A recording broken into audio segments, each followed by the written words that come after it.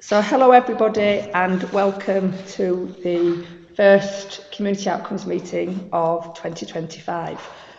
For the first time we're having themed Community Outcomes meetings, and these themes are to cover the three main priorities in the new Police and Crime Plan, which we hope to launch in February. The three priorities are keeping people safe, safer places and thriving communities, and supporting victims and witnesses. So the theme of today's meeting is keeping people safe. Before we start, I'll just ask everyone in short to introduce themselves. My name's Alison Lowe. I'm the Deputy Mayor for Policing and Crime. I'm covering for the Mayor, who is on her way to the meeting, but she's been at the Select Committee in London this morning, so her train will literally be arriving imminently, so Tracy will take over when she manages to get here. On my right. Hi, Rob Forrest. I'm the Head of Policing and Crime at the Combined Authority. Thank you. John Robbins, Chief Constable, West Yorkshire Police. I'm Detective Superintendent Heather Wilson, and I'm the Force Lead for Violence Against Women and Girls. Richard Close, Temporary ACC and standing in for Local Police in ACC. Thank you. And just out of shot.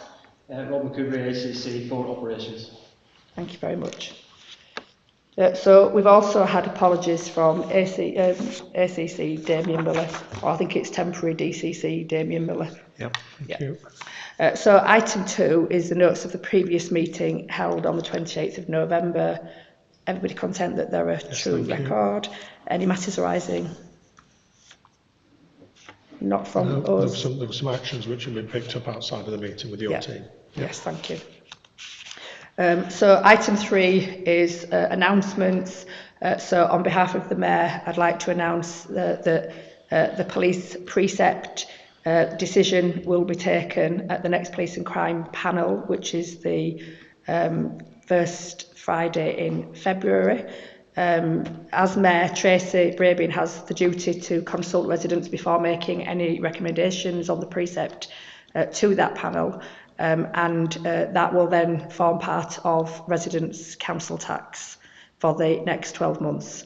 The Mayor would like to thank all those people who took part in the consultation events that took place both face-to-face. 502 local residents from across West Yorkshire engaged with our engagement team, and a further 1,653 people took part in the online and postal surveys, which was from a really diverse group of people, young people, and people from all our different and diverse communities. The results of the consultation will be published on the Police and Crime Panel's website this coming Friday. Secondly, the Mayor's Safe for Communities Fund closed, the latest round of £1 million closed earlier this month. The Independent Advisory Board is currently considering all the applications to grant round 7, and hopefully we'll find out who has got a share of that £1 million in the coming weeks. Projects will be awarded up to £20,000, and we're also looking to fund collaborative projects of up to £80,000. And the fund also supports the Clear Hole Build initiative, which tackles organised crime across West Yorkshire, which West Yorkshire were part of the pilot of Clear Hole Build, is a mechanism for dealing with serious organised criminality. The fund continues to focus on all the Mayor's priorities, which includes women and girls, and Tracy is delighted to share that grant rounds 1 to 6 have seen the fund support 179 projects to the tune of £1.59 million. We've also announced that the dates for grant round 8 will be open on the 2nd of June until the 4th of July. The funding part and theme will be announced on the 2nd of June, and full details will be available on the website. Once again, our thanks to West Yorkshire Police's Economic Crime Unit, because it is they, through the Proceeds of Crime Act, who bring that money back into the communities of West Yorkshire. And then the Police and Crime Plan launch, which I've already referred to, will take place on the 24th of February at a Violence Reduction Partnership Showcase event. That event will set out Tracy's policing priorities and the direction of our team and West Yorkshire Police over the next 4 years. This is a plan for everybody. That's why we did the consultation that we did over the summer, and hopefully it will ensure the voices of all West Yorkshire communities are heard. As I said, it follows a comprehensive consultation, and it now also includes a spotlight on serious violence. A copy of the plan and supporting documents will be on our website from the 24th of February. I will now invite the Chief Constable to make any announcements he wishes to make. Nothing on this occasion, thank you. Thank you very much. So we'll move then swiftly to item 4, which is violence against women and girls. For anyone watching online, all the papers for these meetings are published a week in advance, and they are on WICA's website, so you can refer to those papers. Because we don't normally have a big introduction, we get straight into the questions. But anything that you'd like to say in introduction? No, thank you, Deputy Mayor. Just happy to answer questions. Thank you. So violence against women and girls was last discussed at the September 2024 Community Outcomes meeting. First question is, can you please share the new force tactical plan for RASO, which is rape and serious sexual offences?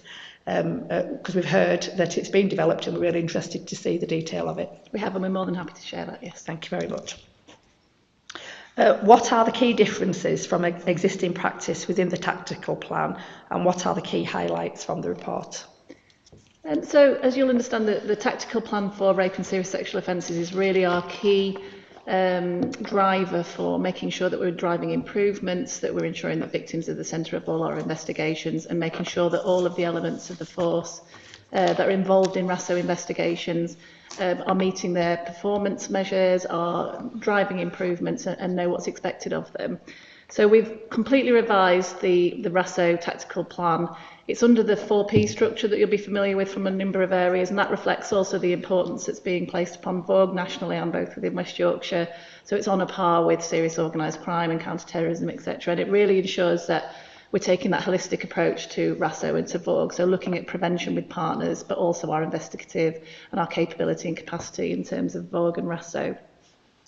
The key things that it contains, and when you ask about what it might change from existing practice in the original plan, is that it's really our key tool for driving Operation Soteria, which is the national transformation programme for rape and serious sexual offences. So that is basically implementing a national operating model for what RASO investigations should look like in every force, and we're using that tactical plan to ensure that we've got that invested across all of the different departments of West Yorkshire Police that it needs to be. We've also utilised the plan to capture all the recommendations that have come from HMIC FRS, both from our own Peel inspection, which found recommendations around VOG and RASO, but also a national inspection that they carried out around how forces are generally moving to the national operating model for Soteria. So we've also included elements of our own audits and inspections internally. So I'm really confident that effectively this our new tactical plan is a picture of what good should look like in the RASO space. So by fulfilling the actions that are there, and we've got a really wide range of action holders all across departments, so it's not placing all the emphasis on our investigation departments, but actually it's on initial response, it's on our contact department, it's on our forensics response. So really recognising that a good service to the public relies on so many different elements of our organisation. So we effectively drive the response through quarterly meetings where all of those action holders come to a meeting. We go through all of the actions and ensure that we are delivering where we need to be, and that all of those different parts of the organisation are speaking to each other and know what they need from each other as well, which is what's been really useful in our last meeting. We could see those connections being made and driving up those standards of what we need to be. Part of your question was around key highlights. Really, this is encapsulating what the key recommendations for Soteria are. So we've got significant sections of the plan making sure that our investigations are suspect focused, and what that means is making sure that we're really delivering on the expertise that's needed around sexual offending, understanding the impact that can have on victims, understanding the dynamics of domestic abuse and sexual violence, but also looking at the wider history of that suspect's behaviour and offending, and not just looking at that isolated incident, and shifting that balance away from potentially scrutinising victims and making sure that we're completely focused on that suspect. The other key element of Soteria that's encapsulated in the plan is being victim-centred, so recognising that the victim's experience and making sure that they're feeling heard and validated can often be just as important to them as a criminal justice outcome. So making sure that our approach is very trauma informed, that our staff have the training that's needed to make sure that they are interacting correctly, appropriately and empathetically with victims at all stages. So that can incorporate in the tactical plan around some of our training, but it's also around products that are provided through Sateria around avoiding victim blaming language, or making sure that all of our interactions, both with partners and victims, are always around putting the victim at the centre of everything. The key next one was around management of repeat suspects, that we know is some area that we want to develop, and it's been recognised by HMIC FRS. So we've made sure that we've got a real focus in our tactical plan around that, about how we can recognise repeat suspects in the first place and do that problem solving holistic approach around them to manage them, and making sure that we are addressing their behaviour in as many ways as we can. The last two pillars, sorry, you want me to continue, that we've incorporated into the tactical plan are around training, and I've mentioned some of that around specific victim focus, so making sure that we've focused on working with partners and addressing all the needs of the victims, but also making sure we've got that real specific expertise around sexual violence, because we recognise that it's a really nuanced, tricky area for officers to understand. We know we need to make sure that we're continuing with that training delivery and making sure that it's really bespoke to what we need. And then lastly, utilising digital forensics, because we know, again, it's a really key element of RASO investigations. So making sure we're utilising all the opportunities we've got around digital forensics, whether that's the use of phone data, whether it's the use of other technology to make sure that we can deliver those outcomes as best we can. And the last bit I wanted to just say about that tactical plan was we're developing a bespoke performance dashboard with our performance colleagues in the force to underpin it, so that when we have those conversations at the tactical delivery group, we can underpin it with real evidence of where we are on all of those actions. So that if we're getting generic answers around, oh yeah, we're doing okay with this, we know that we can look directly to data and make sure that that's happening and show where we're making progress, but also sharing where we've got good practice in pockets of the force that we can share more widely with other districts and departments. That's brilliant. Can I just ask a follow-up question? So that sounds like a brilliant route map to success in the RASO world, and I understand now that domestic abuse are going to follow that route map for their review of the tactical plan. Just wanted to have some assurance that the lessons that you've learned through developing the tactical plan for RASO will be imprinted on the work that DS Paula Bickerdike will be undertaking. Yeah, absolutely. We work really closely with DSU Bickerdike and her unit. We're working closely around how we can use that, the learning from the RASO dashboard, but also that performance underpinning as well around domestic abuse. So we will be looking to share that. Thank you. So I'll hand over to the Mayor. Lovely, thank you. Sorry for my late arrival. Was giving evidence to the Select Committee in Parliament, so we had to rush back. So apologies for the late arrival. Thank you for holding the fort, Alison, as always. So we'll just continue with the questions, if that's okay. So moving on to the third question, and this is referring to the work streams that include initial response innovation, such as automation to increase ISFA referrals. As you know, I'm really supportive of the innovations that you're showing at West Yorkshire Police. So my question is, what impact has this had on the numbers of referrals, the percentage increase in ISFA's referrals because of this new automation? Certainly, Mayor, yes. So as you'll be aware, we're really keen to improve and drive up our referrals to independent sexual violence advocates. We know that they can incredibly enhance the victim's experience in the RASO investigation process. They can offer emotional, practical support. They can advocate for them, speak on their behalf. So we want to make sure that that's happening. And the feedback with our close relationships with the ISFA organisations is that that is happening. They are incredibly busy, as you know, and they are supporting numerous victims across West Yorkshire. What we want to do is make sure that that becomes an absolute must in RASO investigations. So we're looking at a number of different ways that we can automate that or make sure that that happens, and make sure that, again, we can check that it's happening through data. So at the moment, the data element of it is quite tricky, because we understand that ISVA referrals might not happen at the initial stage in terms of a victim, as we go more accustomed to learning about the impact of trauma and when they first report being victim of sexual violence, they might not want to or understand what that support might look like, or might not agree to the referral at that stage. So what we want to do is make sure that we're re-offering that support, but that makes the data a little bit tricky because it might be recorded later on in the case notes about that referral being made.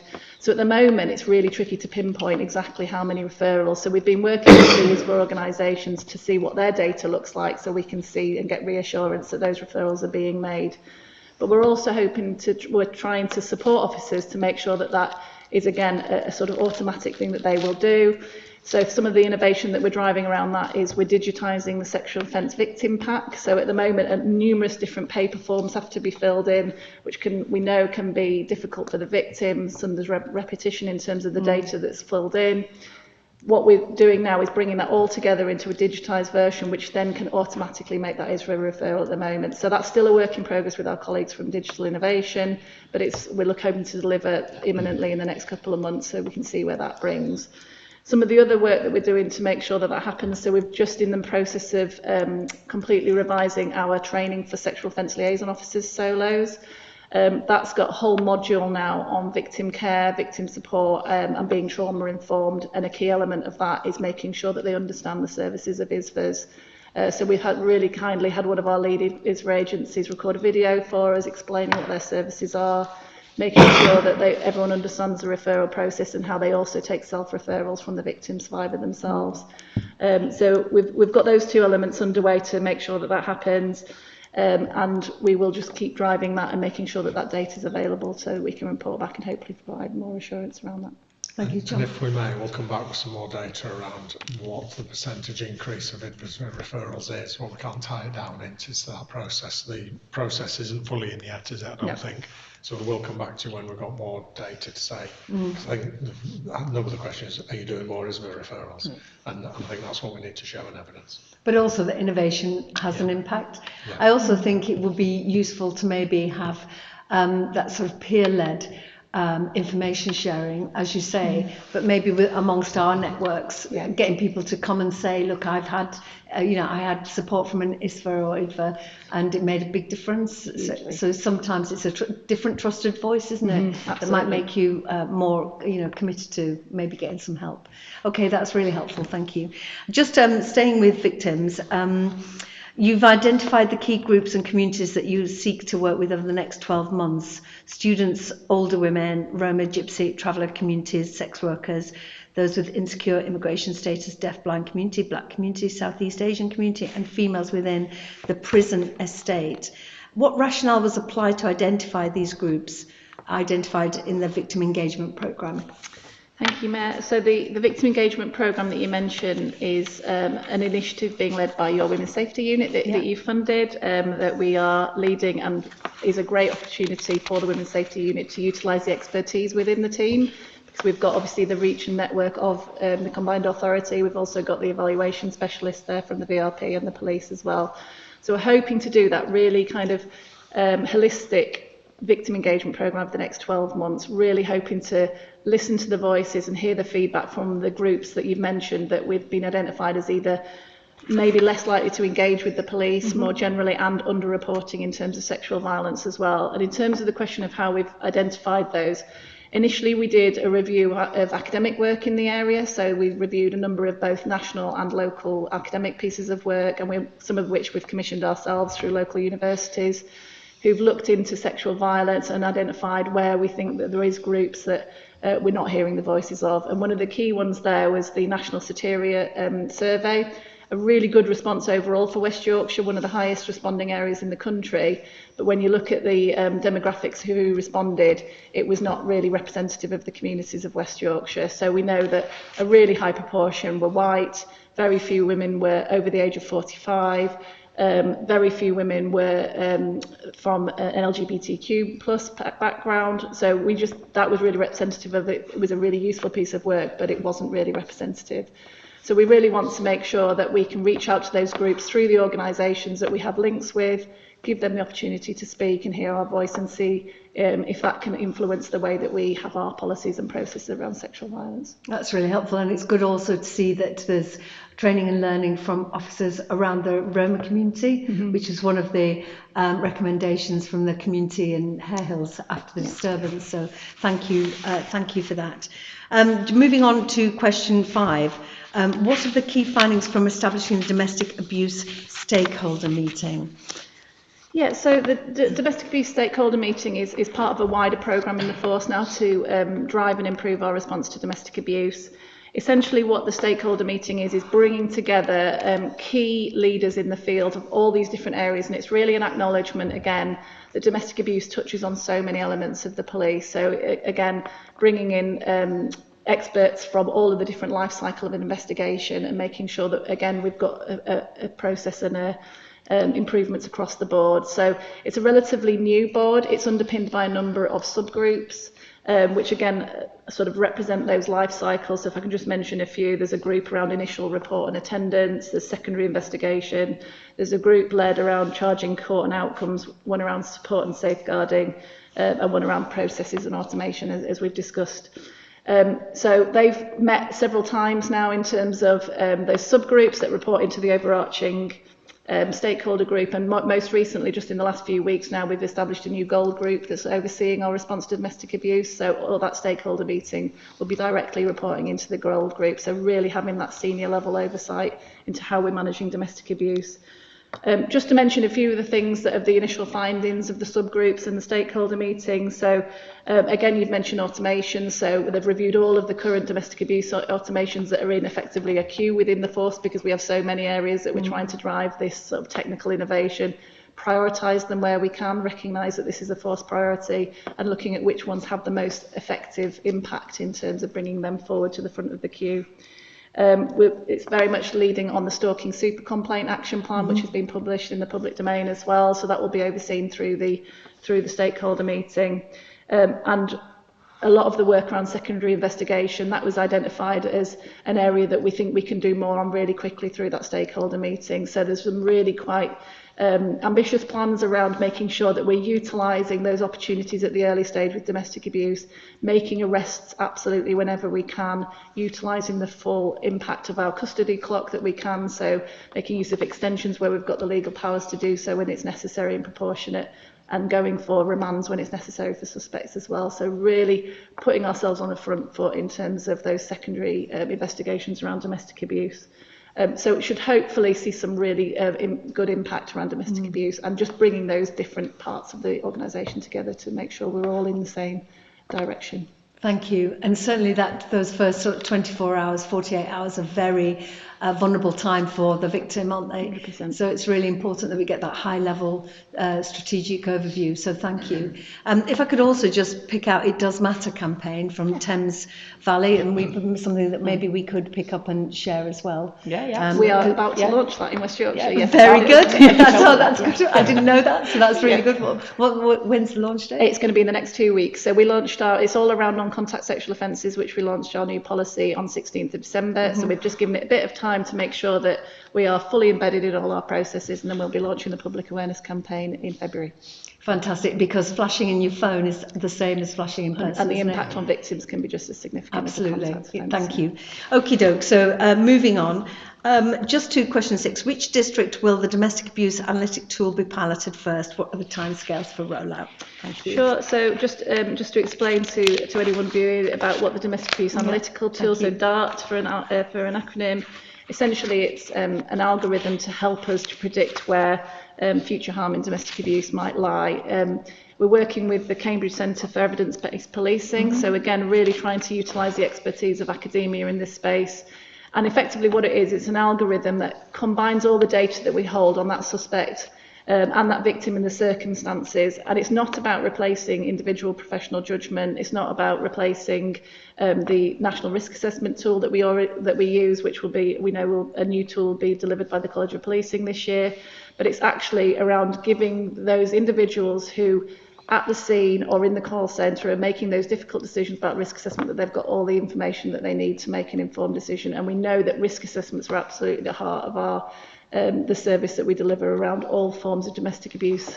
So essentially it will combine the data that we need, make sure that the decision maker is almost got the prioritised and the weighting right about the history of those individuals or that address or that relationship, what it might be, to help them make that informed risk assessment.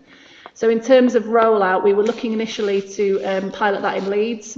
There's now some ongoing discussion about whether we should utilise it in a district where we have some lower outcomes, so we can see the impact of that. But effectively, there's some ongoing technical tweaking, I guess, with Cambridge at the moment around the algorithm itself. So we've got a little bit of time to decide where we're going to pilot.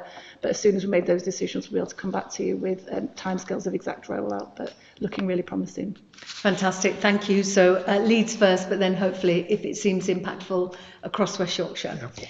Okie doke, so moving on to item 5, thank you for that. Just before you go, can I ask a quick question about stalking protection orders? So in the news today, there's been some, I suppose, denunciation of SPOs and their impact, and that many forces don't use them. And I just wanted to ask you about our use of SPOs here in West Yorkshire, because it was one of the mayor's targets in her first plan, and actually take up here by West Yorkshire Police has been really pleasing, and I just wanted the public of West Yorkshire to know that yes, SPOs are really hard to get. That's why so few of them are sought, and so few of them are actually granted. And Tracy has spoken to government about the complexity in achieving an SPO. But I just thought if you could give us a bit of an overview over the numbers that we currently have, either totally that we've got the SPO or that in train, if you know them.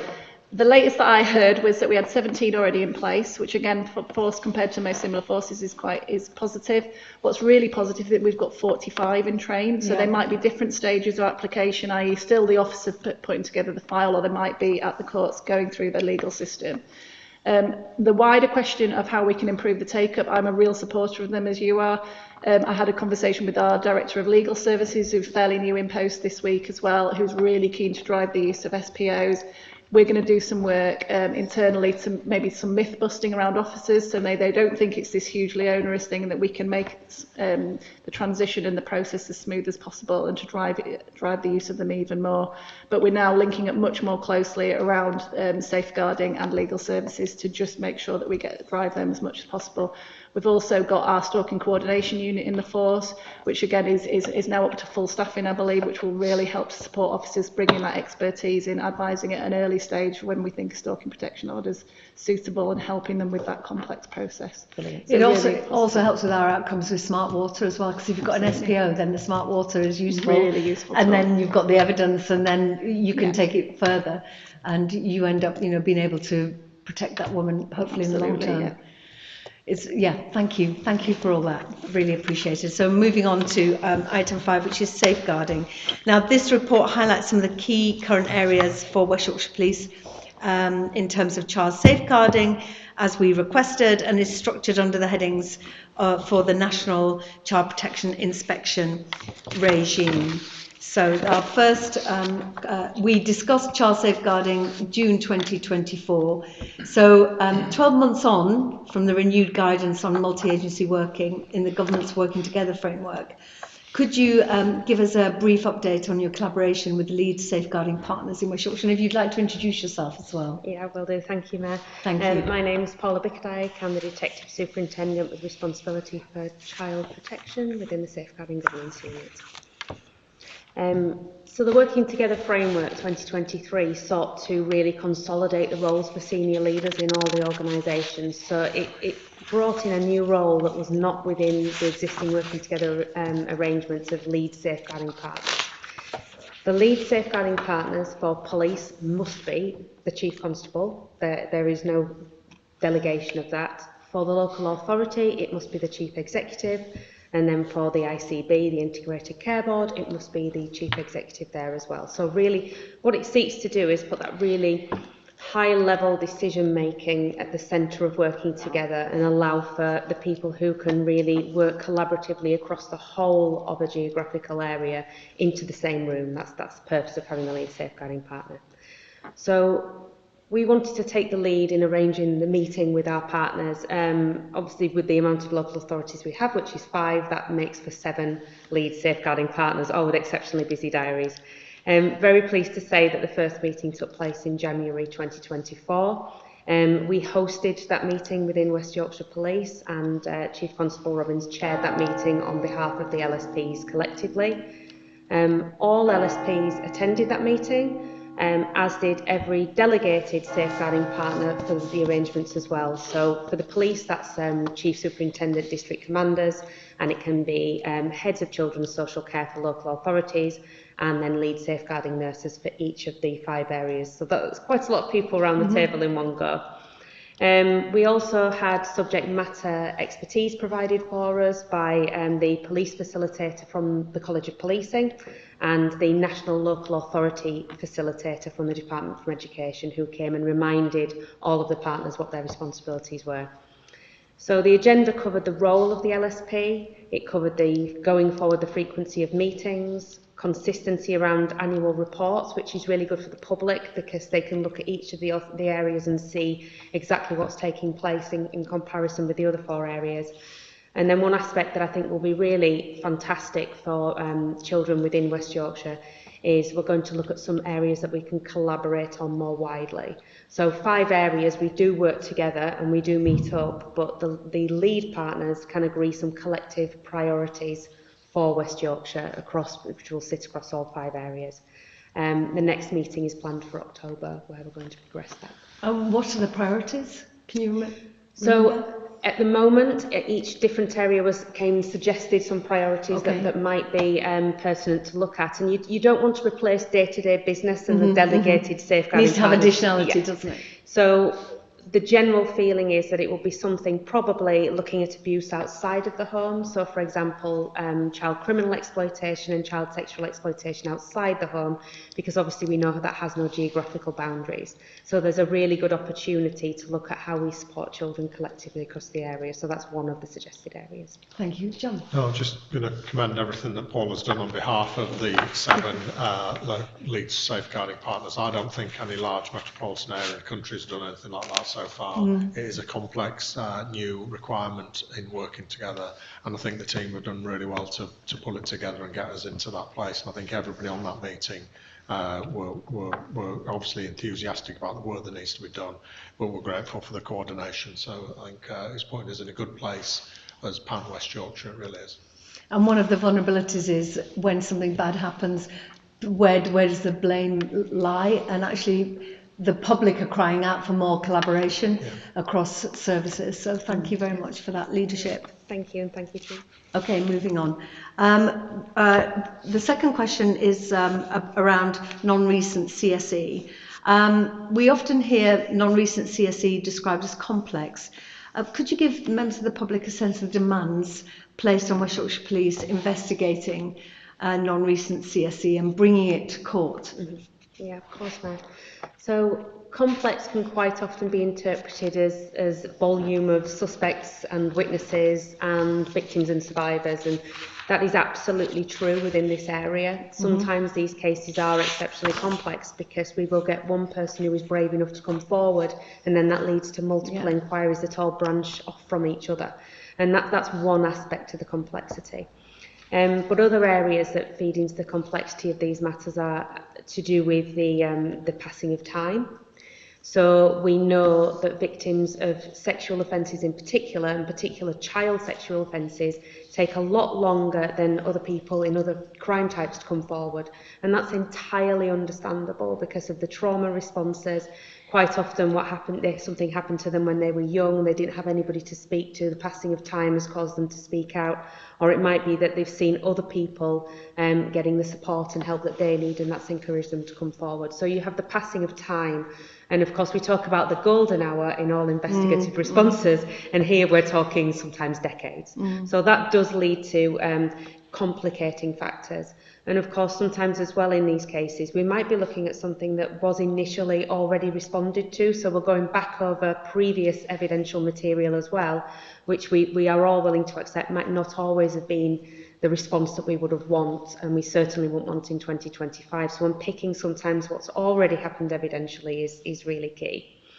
It's also true that people who come forward really bravely in CSE cases have had some of the worst things that could possibly ever happen to somebody happen to them. So you have to go gently with people whilst accepting there is an investigation to progress, and that's really a delicate balance. So obtaining evidence from people with specially trained officers, with specially trained ISBAs and other support agencies is something that we do all the time. There might be multiple appointments with people. There might be numerous agencies that are supporting that person, and of course they might require therapeutic support as well, and quite definitely do require therapeutic support as well. Once we get to that point, there's obviously numerous lines of inquiry that need to be progressed as well, so there's that element to it. And then even when we get to the point of charge, you then start the complexities of navigating the court system. And that is really difficult, and we're all aware of the complexities and delays within the court system at the moment. And then certainly for these cases, when you're talking about having sometimes defendants in the 15, 20 number all to appear at court with their associated legal support, and then, you know, how to present the evidence, and these cases take some time to come to court. It's understandable that these can be really, really complex cases to investigate. So we have Emma Winfield as the PIP for SIO overseeing all this, and her teams, and they just do absolutely phenomenal work to support the victims and to keep them supported, and to keep their trust over such a long period of time is a really difficult and hard thing to do. Great, thank you. Well, do please continue the work, and whilst nobody's ever complacent, the numbers do speak for themselves. Is it 120 people, 110? No, 200 as of last... no, it's 210. 201 as of last November. We've had a couple of others that happened to accrue. And 2,223 years in prison. So whilst, you know, the people who've done these horrific crimes need to be behind bars, and there will be people out there who have escaped justice, I think those numbers do speak to your determination to do what needs to be done in these very complex cases. No, so absolutely, thank you. Mayor. I will absolutely pass that on to our colleagues. Thank you.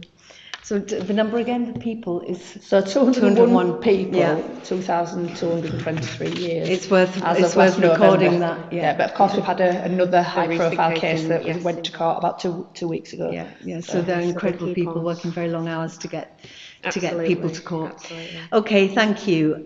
So moving on. Over the last 12 months, you've recorded 22,000 public protection notices. As an officer issuing a public protection notice, that can be the gateway to referral to social care services. Can you describe how the triage process works and how you consistently apply these criteria? Yes, of course, Mayor. So PPN is an absolutely vital tool for us. And it's in relation to child neglect. Sorry, yes, and it is in relation to concerns for children that they may be suffering from significant harm or are suffering significant harm, but it can be something, we describe it as a piece of a jigsaw.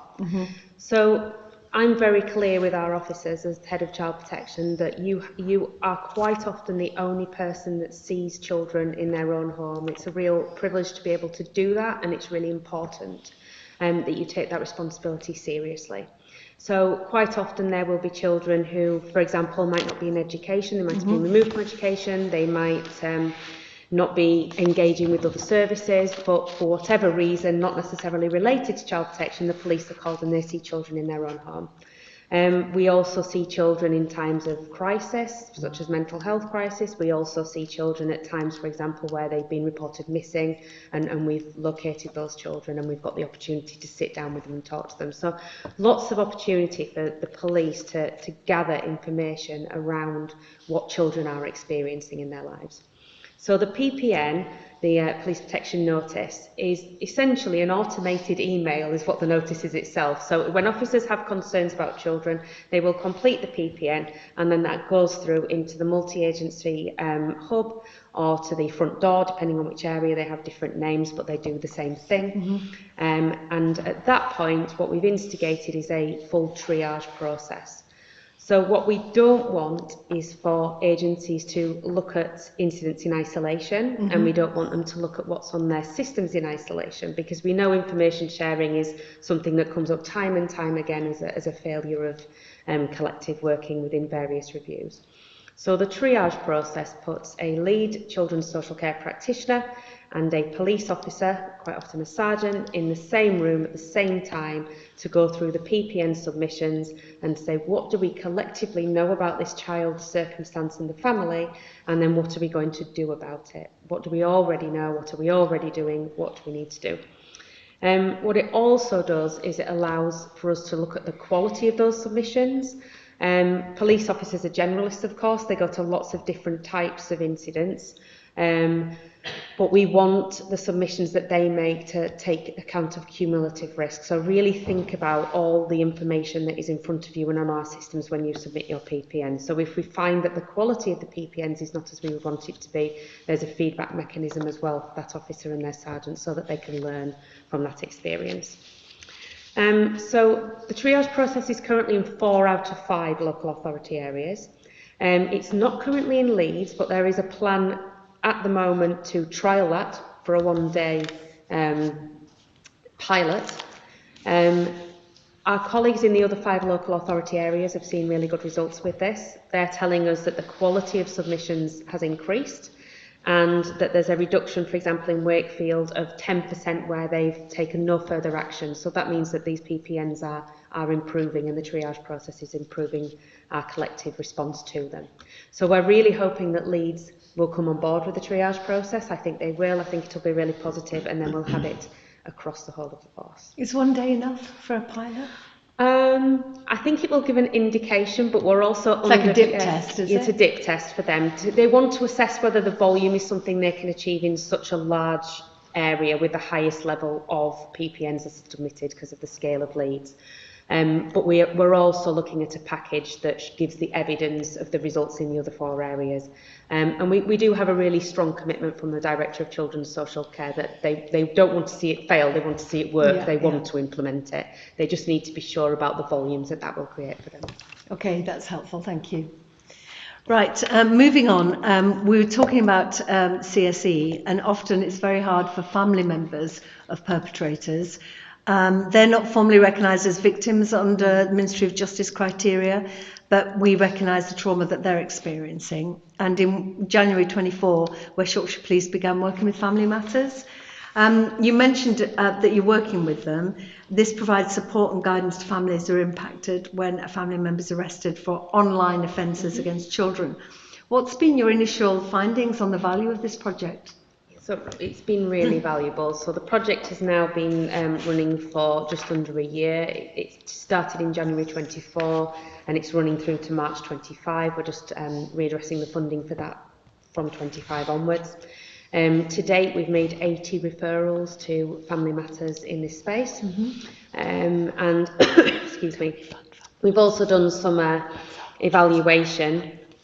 We've done some evaluation that's been done by the University of Huddersfield and some colleagues as well within Family Matters, and they found that overwhelmingly the families that have been supported by this programme have found the support really valuable. It's helped them navigate this really difficult space because it is a really difficult space. It is always difficult for anybody when the police knock on your door, and particularly if you are a parent of a child, and there are times where the police have to enter premises in quite quick and sudden circumstances, and whether that be to execute a warrant or whether it be for something related to firearms, but it's always traumatic. But what's slightly different in this area is that there is a perceived stigma attached. So for the families, and usually female partners, it's not always female partners, but the majority of times it is, female partners are left to navigate a really complex safeguarding space. So how do you safeguard your own children when the perpetrator or perceived perpetrator is still the father of those children? How do you talk to your children? How do you talk to your children's school? How do you cope with children's social care suddenly being involved in your life when that wasn't the case before? So there is a difference for these types of incidents. So they report that they feel they had a really long and sustained source of support, being able to speak to the same person. They reported that they really appreciated the support that the police were able to give them but it was also useful to have somebody separate from the investigation that they could be really open, honest and frank with if they felt that was a barrier for themselves. And then the final part of the package found that actually for the officers themselves, the investigating officers, being able to allow a specialist to provide that support to families has given them the breathing space to be able to focus on the investigation. Obviously the more quickly they can progress that investigation, the better for everybody, including the family. So we found really good benefits from And from certainly this. that shock and shame must be awful to cope with, mustn't it? Abs- Particularly absolutely worried about your own horrendous. children as well. Yeah, horrendous. And there's a very high much suicide to do. rate amongst alleged perpetrators of these offences. So that's the other side. That you are concerned that you might also lose your partner. Yeah, and the children might lose their father. yeah. The other dynamic that's starting to be understood is the link as well to coercive and controlling behaviour within these families, because sometimes that's absolutely not an element within the family, but in a lot of these families, the way by which somebody is able to behave like this and be undetected by their partner is by exerting quite high levels of control over that family situation. So there is a link to domestic abuse there as well. Just on a related point, our casework team recently had communication with the family of a person convicted of a child sex offence, and they were concerned that the publicity around the case put them in danger. Do the police and criminal justice services have any requirement placed on them to assess the safeguarding of perpetrators' families? In tight communities, that's often a worry, isn't it, for everyone? Really, really difficult space to navigate. So I think the first and most important thing to say is that if anybody feels that they are at risk or could be at risk because of something somebody in their family has done, they absolutely can reach out for support. We will always give that safeguarding support. We don't judge them because they are related to or are a partner of somebody who has done wrong. We will always support where we can, and there are the usual mechanisms by which we can do that. For example, safe phones, through noting addresses, making sure that we're aware of it, information gathering, support from local policing and alarms. So we have safeguarding measures that we can assist with, absolutely, when we know about it. There isn't anything specifically in relation to families when somebody is convicted that puts them into the legal space of mandatory protection. There are certainly organisations and charities that work with offenders' families and work such as, the one we've just talked about, that will make an argument that there should be a legal basis for support and funding in this area. But in law there isn't that specific requirement. We quite often find that when people are most upset by this or most fearful is at the point of conviction, because then obviously you've got the matter of public record, and by the very nature of sexual offences, and particularly sexual offences against children, it is incredibly emotive, and it generates a really strong public response. So for example, when anything is put on the West Yorkshire Police Facebook site about convictions or on various news media outlets, it always does garner a strong response. So that need for support is there. When we are post-conviction, and if we are going to proactively put something out, first of all, West Yorkshire Police take a stronger line than the APP asks everybody to take. So for our communications team, they won't publish anything that generates less than an 18-month sentence. So your really significant cases are the ones that we proactively respond to. And they work directly with the safeguarding officers that have been involved in that case and have worked with that family to see what it is that they need and make sure that it should not come as a surprise to them that that is going to be out there. They should be notified and made aware. And the same courtesy obviously extends to victims and survivors as well. But it is a balance, because we do find that by proactively reporting on cases such as the ones we've discussed around CSE, or non-recent child sexual offences, or somebody having the bravery to come forward about somebody in their family that's abused them, we do then get that really positive response from other survivors and victims. So there is two sides to this, and it makes it a very delicate balance. But I think the important thing is to get those people out there so that, like you say, others can also come forward. If we were to hide those names of perpetrators, then we wouldn't get that feedback, would we? We wouldn't, and I also feel that it would put that type of offending into the box of almost being shameful to talk about. That. And we want to amplify voices in this space, not hide them. Lovely, thank you so much. Okay, moving on. West Yorkshire Police have sought a child-centred approach, embedding the voice of the child into training. Senior investigating officer training, and there's work to ensure that there's no tolerance of the use of victim-blaming language by officers, staff and partners, and this is incredibly welcome. Can you describe actions that you've taken to eradicate the use of victim-blaming language by your officers? Yeah, of course. So we want to, our aim is to eradicate victim blaming language. We don't think it has any place in our organisation and in the work we do. So that really is about a constant and cultural approach to this. It can't be taught in one course and then everybody forgets about it. It's something that we have to consistently and continually work on. So we take our guidance from the Appropriate Language Guidance for Professionals document that came out from the Children's Society. So that really is a gold standard of, because language changes. So some language actually that was, like, some language has never been acceptable, some has changed over time. So they keep an up-to-date guide of what is and isn't acceptable language, and they're informed by many agencies, not just the police, but also volunteer agencies, support agencies and other sectors. So what we've done is we've embedded this into our training. So it's not just within our SIO training, although that's one part of our SIO training. We're embedding this into all of our training. So the trainers, for example, who devise the programmes for the officers when they initially join the police, they have to make sure that there's an element of, first of all, checking that none of the programme material absolutely doesn't include victim blaming language, but also that they're reinforcing the message about the appropriate use of language within the course. So it sits in all of our courses, and we work directly with the trainers at L&OD to make sure that that's the case.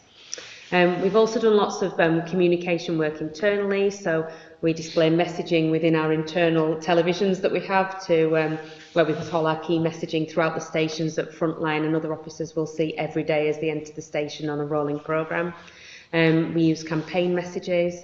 We use elements of this within our external comms, again checking what we say but also talking about it. You will see that our comms take quite a robust approach now on our social media. We used to be a bit, it's almost like what don't explain, don't complain, but now we do actually will put a response on there saying that's unacceptable and will be deleted for these reasons. So lots going on there. In order to check that this is landing and being embedded, it's really about making sure that we do long-term audit work for this.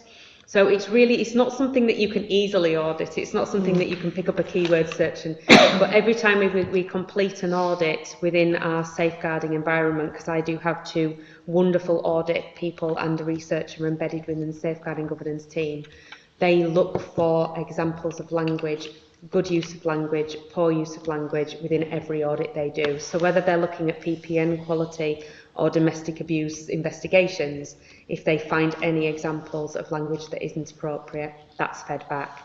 And then it's that decision really around, for that individual, is this a learning point? And actually we can be really supportive because this is something that's become embedded over time, or actually is this something more significant for this officer and do we need to look at them from a conduct point of view? Super, thank you. I think it was a couple of years ago, John, that there was the conversation around the language and victim blaming during the Yorkshire Ripper. Yes, and there was a public apology from West Yorkshire Police around that historic use of language that was inappropriate, but I thought that was a great direction of travel for us. From myself as Chief Constable on behalf of all of West Yorkshire Police, She's good because obviously we want people to come forward and not feel that they will be not believed and also shamed. Thank you.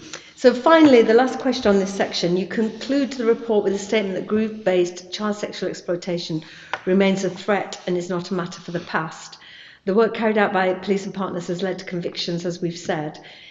Is there anything further that the police and partners can do to encourage victims of sexual abuse or exploitation to come forward and report these crimes? I mean, firstly, I would say that you will be believed, but over to you, Paula. No, thank you, Matt. Thank you for the opportunity, because we do take absolutely every opportunity to shout loudly about this message.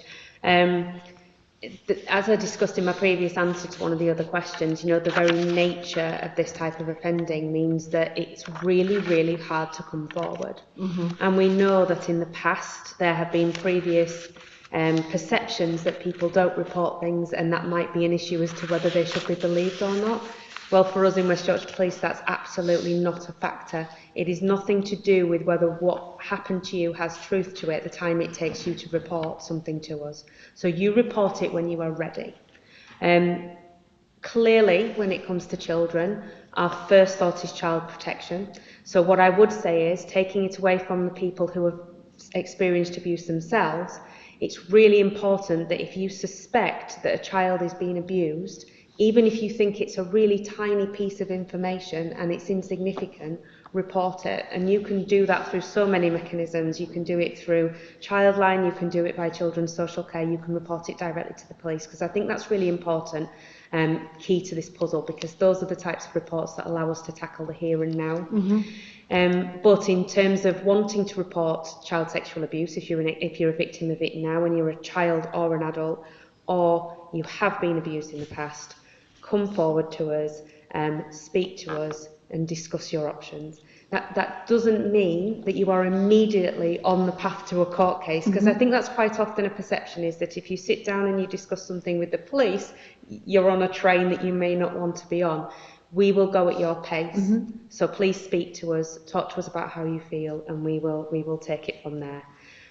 We've done numerous campaigns to this effect over the years. I've done numerous radio interviews and things like that, not in my comfort zone necessarily, but I've certainly done them, and I will continue to do them because it's so important.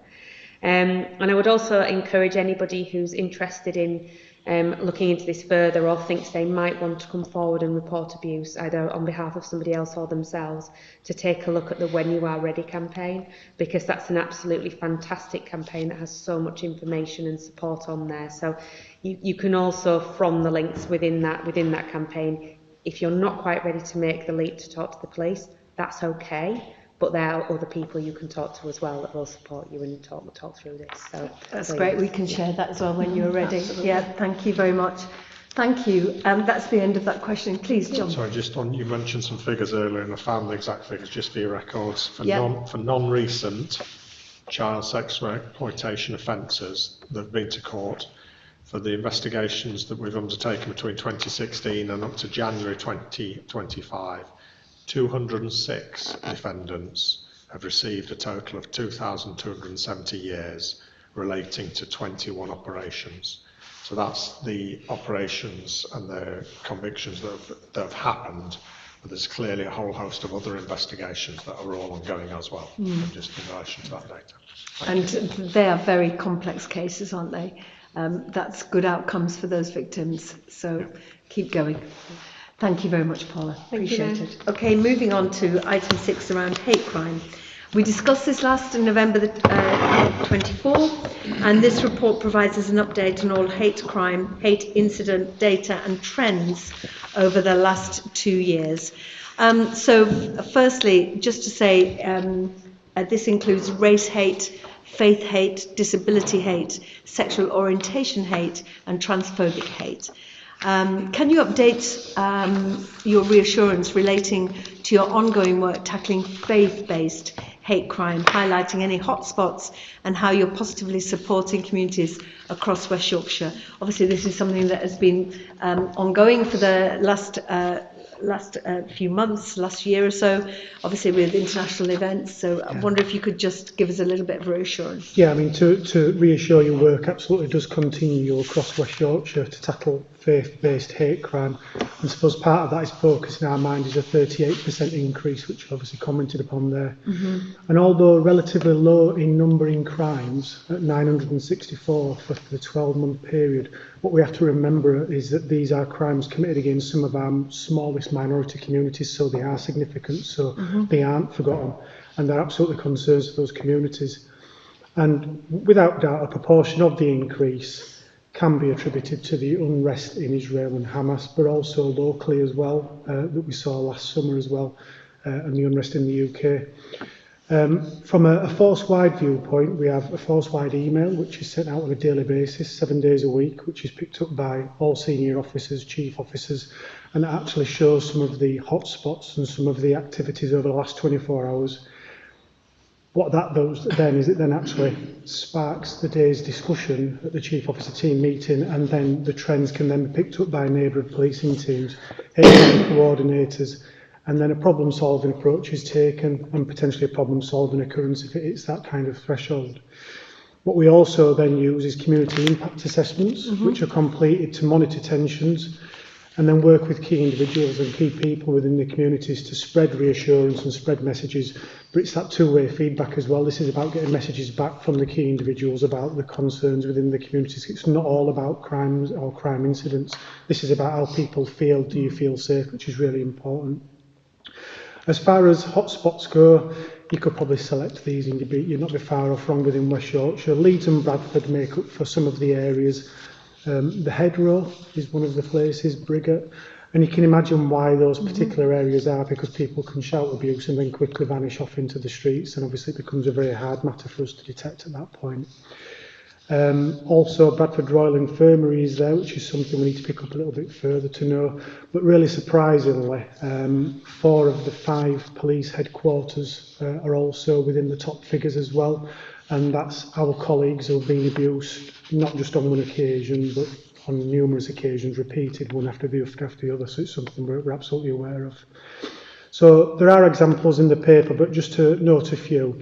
Last year in November, there were some community forums across the entire force in relation to the police race action plan, which, as we know, is predominantly aimed towards our black communities. But the whole hope with the police race action plan is it helps us and assists us in engaging with all communities. So we take the learning from there. But that was all about face-to-face, speaking to people, understanding some of the barriers, some of the work that we need to do, understanding our processes and relations that we have. And we know that black communities in some districts are also discovered through places of worship as well, which is really important, and to understand their lived experience of what it's like living in West Yorkshire as well. Wakefield District have supported the Penny Appeal, which is a local charity within Wakefield, and that's a local faith-based charity looking at a project to understand asylum seekers and engage further. We know that we've got an emerging asylum seekers population within West Yorkshire and within Wakefield. We're basically holding stalls there, speaking with people, getting people used to seeing a uniform, for example, and that then becomes a signposting opportunity as well, which is really important. Historically, and it still goes on today, we visit places of worship. That again is not just to teach us cultural awareness, but it's to break down those barriers, which is really, really important. And then relatively new is that Bradford District, with student officers, once a month on a Saturday, actually do it's like a troll around the entire district, going through different places of worship. It's called a faith trail, is it? Faith trail, that's correct, yes. Thank you for that. So it's a faith trail, which I think is really innovative. And what we need to do is understand the benefit of that and then consider how we can roll it out across the force as well. Because what we've got is we've got a brand new refreshed workforce then who have broken some of the myths, some of the barriers, and again it's that two-way relationship which is really important.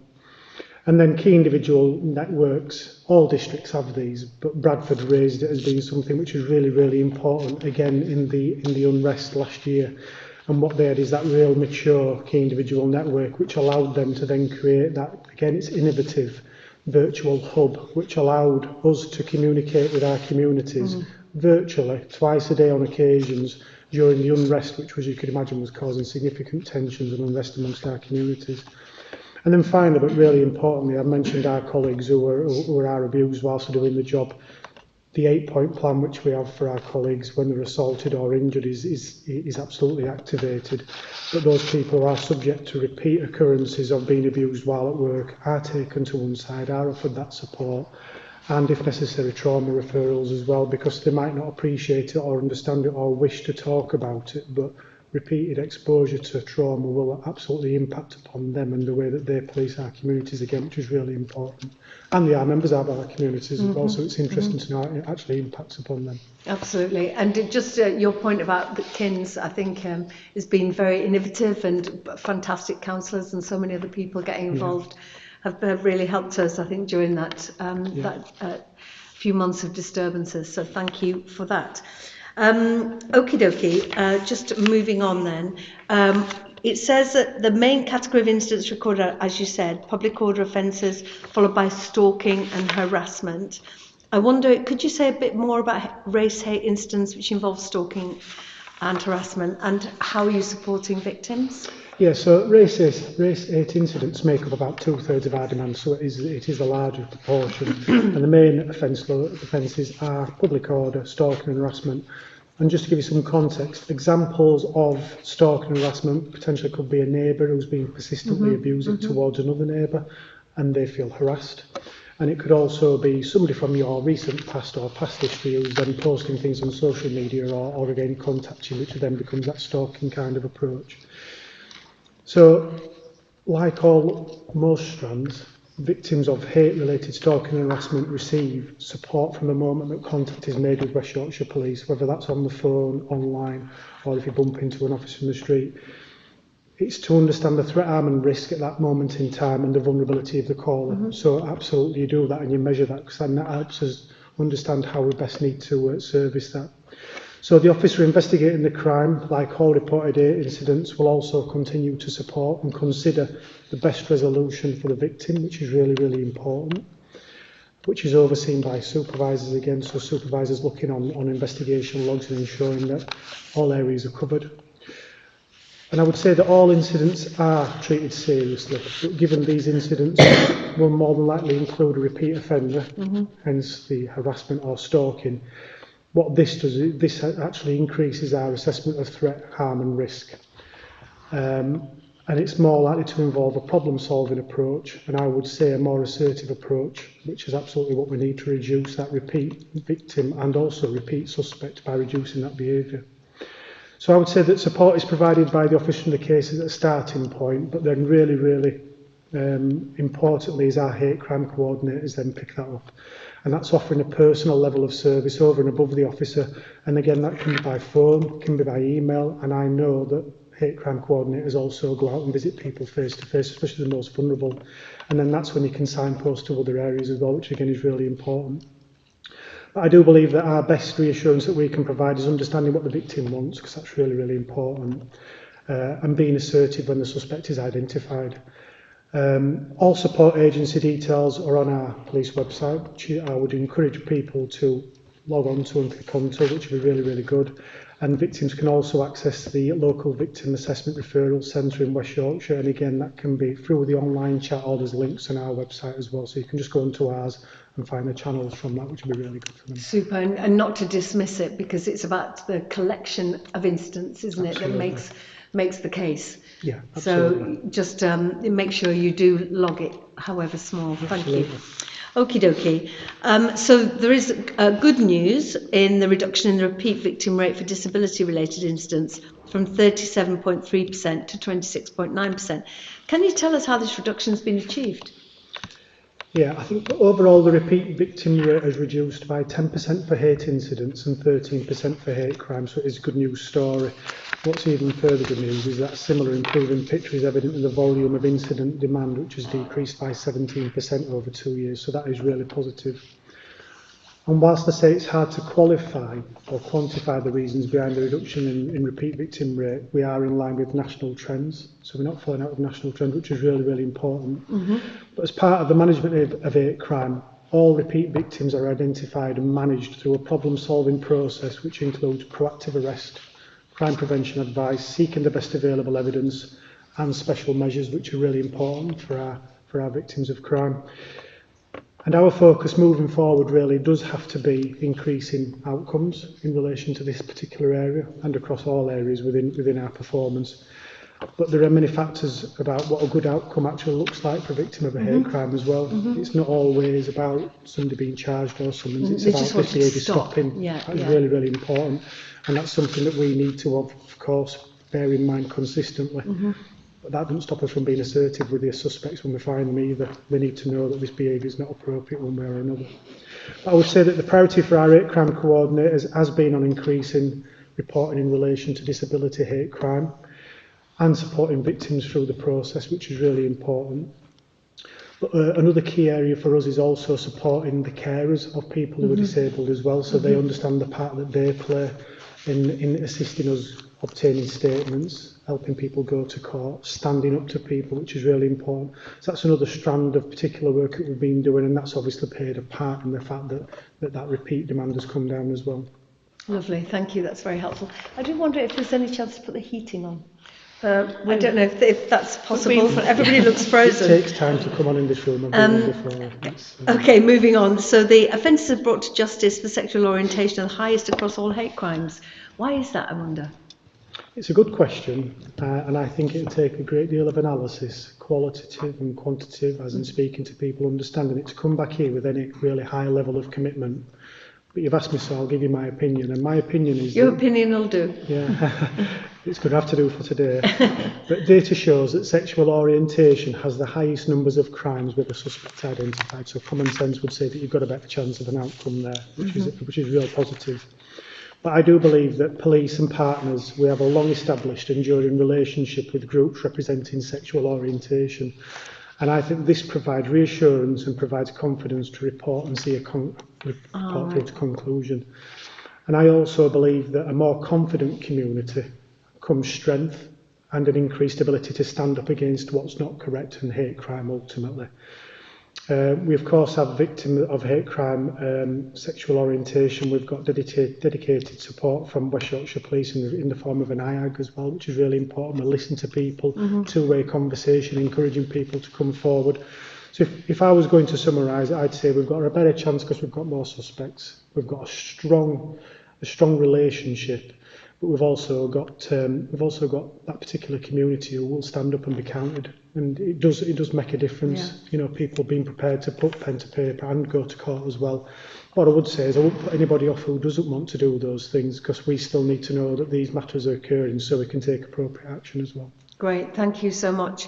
Brilliant. So just the last question in this section, in terms of victim satisfaction, Kirklees have 54.3% and the lowest satisfaction of all the districts of satisfaction with outcomes of hate crime, and particularly in respect of telephone investigation. Why do we know why satisfaction has reduced in Kirklees? Yeah, I'll come on to Kirklees as a separate entity, but in relation to telephone investigation, the satisfaction rate in telephone investigations has reduced by 8%, so it's down to 57% in 12 months, which is significant drop. And I do personally accept that in-person appointments are likely to reveal a better satisfaction rate for some people. Some people want in-person, there's no doubt about it. However, this is not always the most efficient or effective process as well. And that's for both the victim and also for West Yorkshire Police. But I do think we need to make some adaptations and some changes in order to ensure our process is fully explained, people know what to expect, which is really, really important. So some of the things that we've done, appointment times have recently been increased from 45 minutes to an hour. I think that's really important. That extra 15 minutes could be the difference between somebody feeling comfortable or feeling rushed, which I think is really important. Good SAM video, so the video call. Everybody wants to see it on a video. It might not be a good hair day, it might not be something that somebody's happy with. So it's about us being understanding about that. And although best evidence might be that we have a recording of somebody giving that evidence, it might be that we accept that the fact that people just want to be spoken to. Decreased satisfaction in respect of telephone investigation is also being addressed by the creation of a standard operating procedure for all hate-related incidents. And that, in part, that is because the force is absolutely committed that there is no postcode lottery in relation to victims of crime from any community, depending on where you come from within West Yorkshire. Any of the 5 districts, you should receive the same high level of service, which I think is really important. And although I think it's very difficult to understand why satisfaction levels have declined in Kirklees by 10%, what I would say is a relatively low sample size, but it's 12 months worth of data, which we still have to pay attention to. The district is fully aware of it, they're engaged in it, and they've completed their own review, which they should do. And they've put in place a number of measures to understand the drivers of positive satisfaction, which is, again, what they should be doing. So some of those steps, and they'll be repeated in other areas, but this is about just enhancing at this moment in time. It's hate crime coordinators prioritising contacting new victims of crime, which is really important. And then the additional surface in relation to that is the continuous improvement unit contacting victims of crime within 24 hours. So you've got guaranteed contact within 24 hours. And what that does, especially if you're looking at repeat crimes as well, you've got another opportunity for your victim to say it's happened again, or I've not mentioned this. So it gives us an opportunity to get ahead of the curve before the crime's allocated, before 24 hours has gone, which I think is really, really important. But then on top of that, another net is hate crime coordinators going in to finalise crimes, having a look at the investigation, making sure it's quality assure ultimately.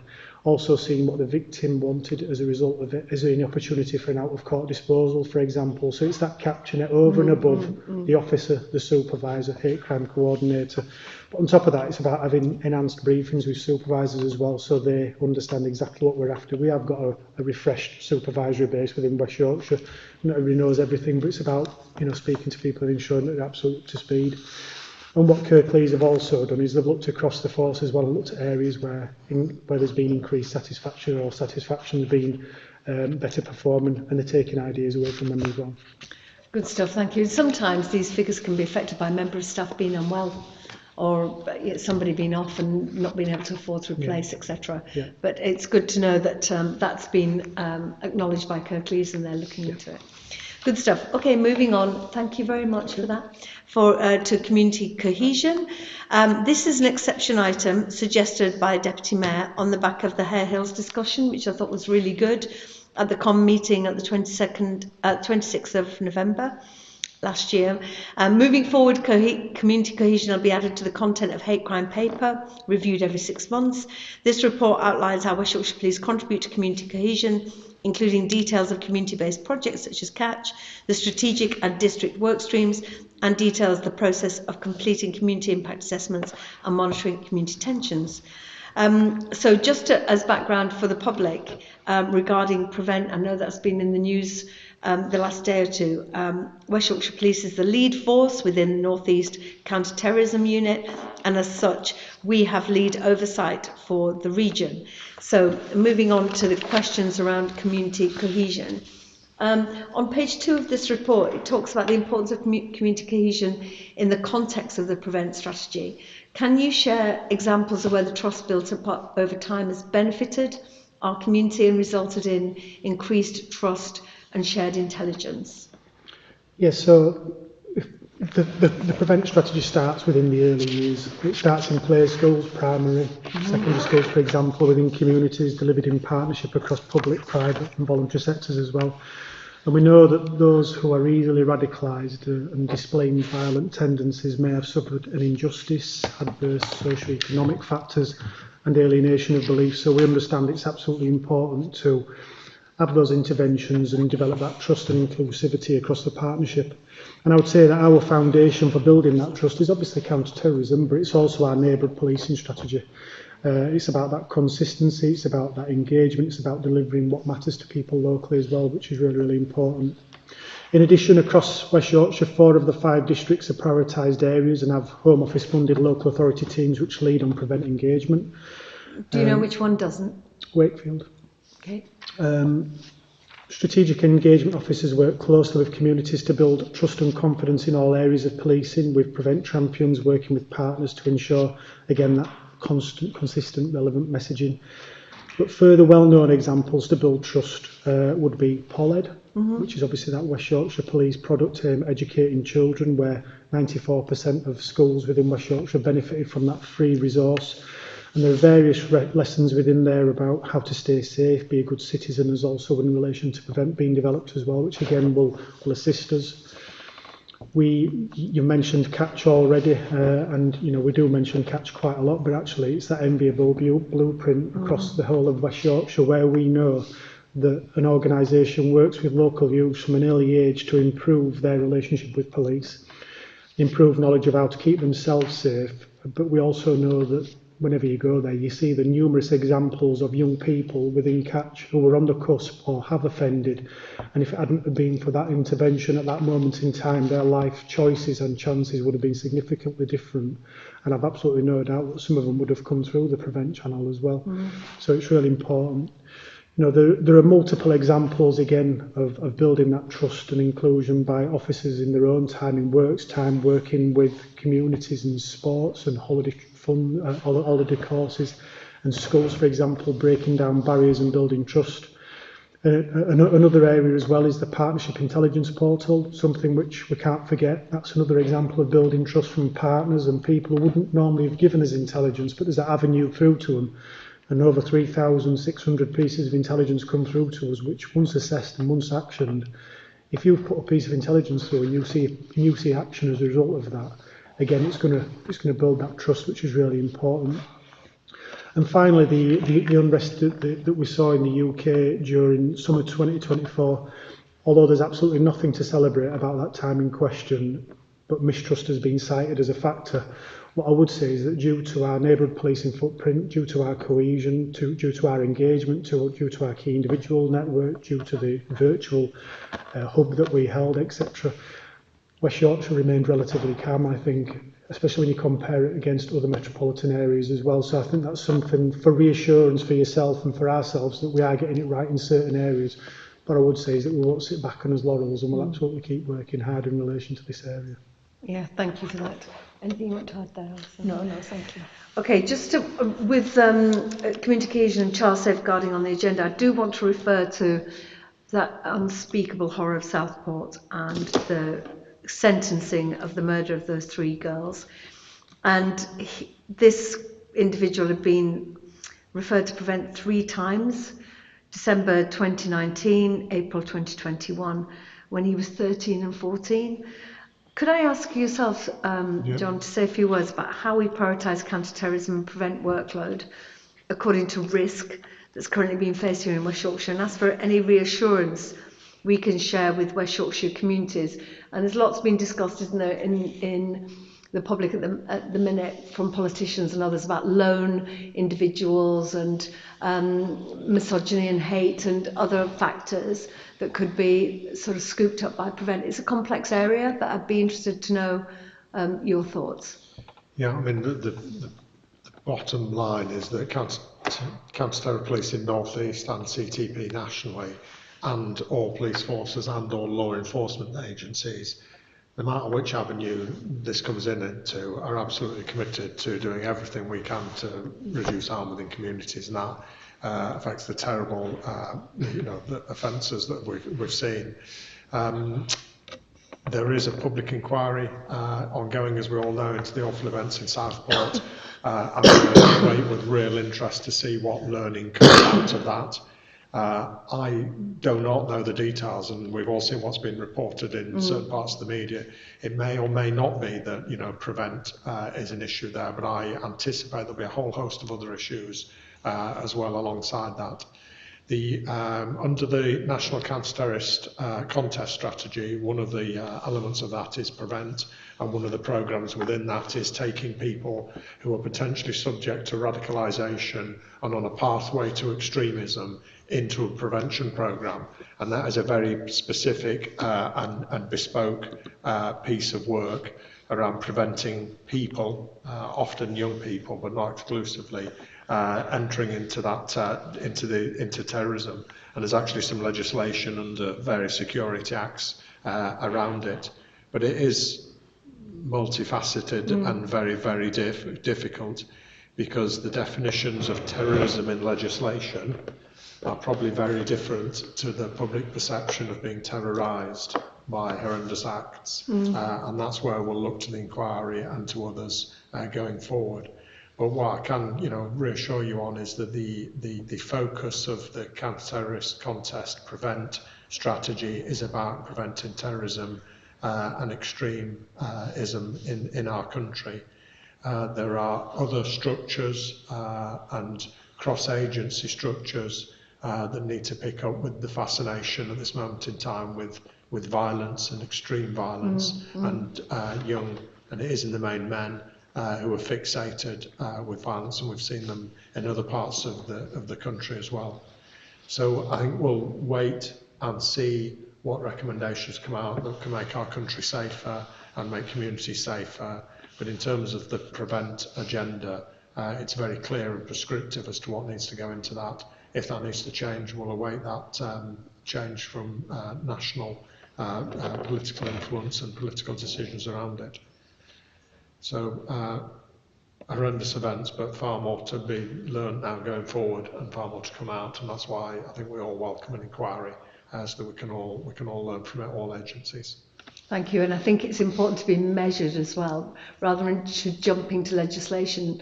Waiting for the recommendations is really important. I think, even though the public want to see action today, we need to understand why he went through the process and then wasn't stopped. Yeah. But thank you. Any further comments? No, thank you. Okay, so moving on to question 2.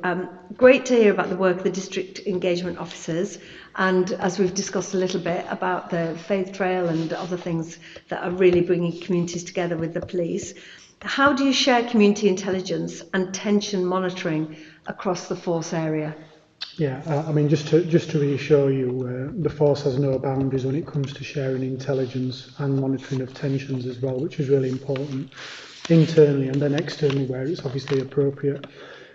Each district has a district intelligence unit, DIUs are known locally, and they're responsible for the research and development of intelligence received through officer submissions, Crime Stoppers and Partnership Intelligence Portal, for example.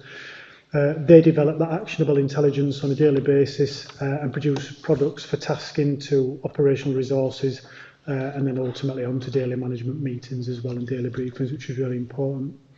We do have a daily community tension document and weekly summary is shared across the force as well. And this is reinforced through several meetings, bringing key people together to discuss intelligence and any tensions as well. As I've already discussed, community impact assessments can be created as well, which is containing a more detailed multi-dimensional risk assessment or threat assessment of the tension. Okay. Sorry, Sonny, would you mind helping this lady? For example. But we do again use that key individual network as well, which is really important to talk about tensions, to talk about appropriate intelligence and information.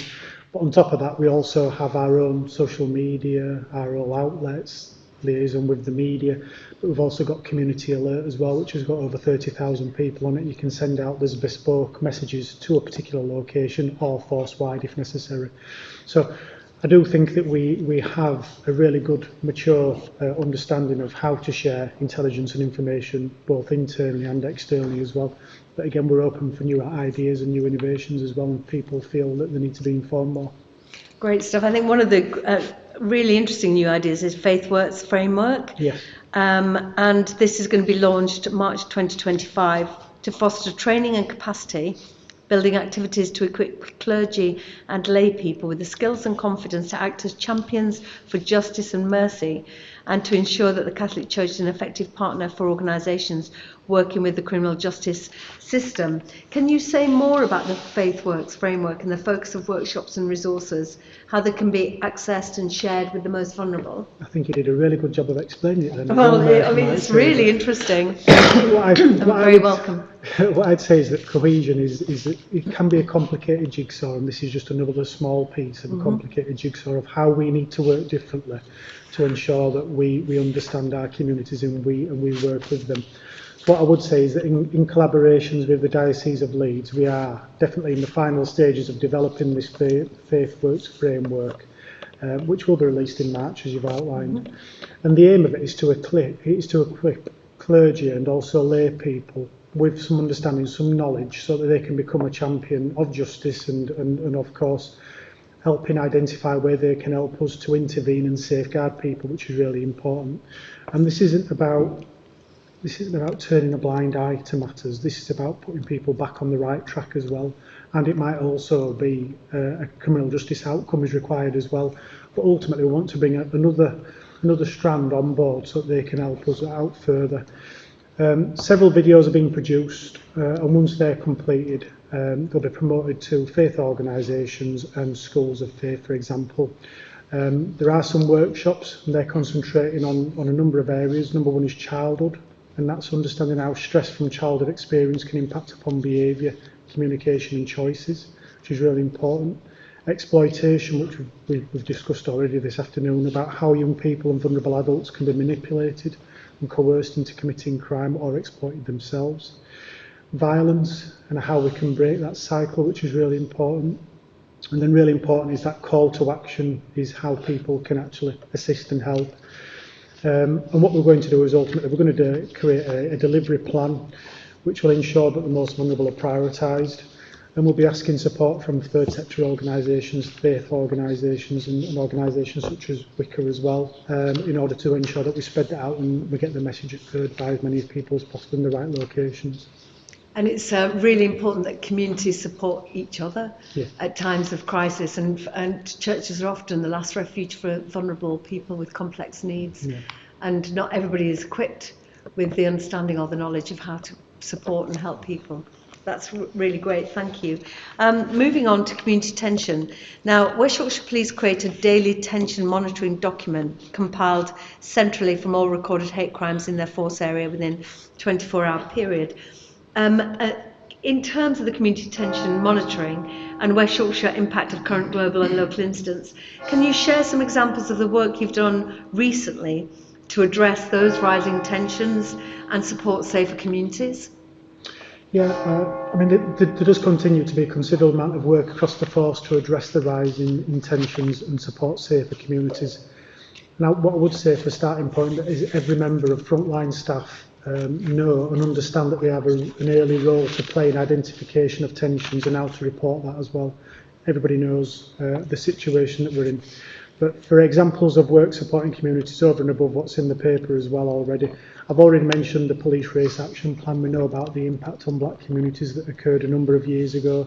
We can't for 1 minute think that that's finished. It hasn't. It's an ongoing piece of work, and we obviously know that our black communities are some of our most vulnerable, so we do have that.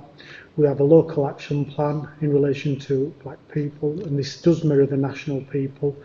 And what we've also developed now is Chief Inspector leads at districts to ensure that it's really driven from a district point of view, not just from a central point of view, which was really, really important to us. Driven from a central point of view, but now owned by districts, who are now going out into communities, as we've done in November, to speak to people face to face and actually develop those key individual networks as well.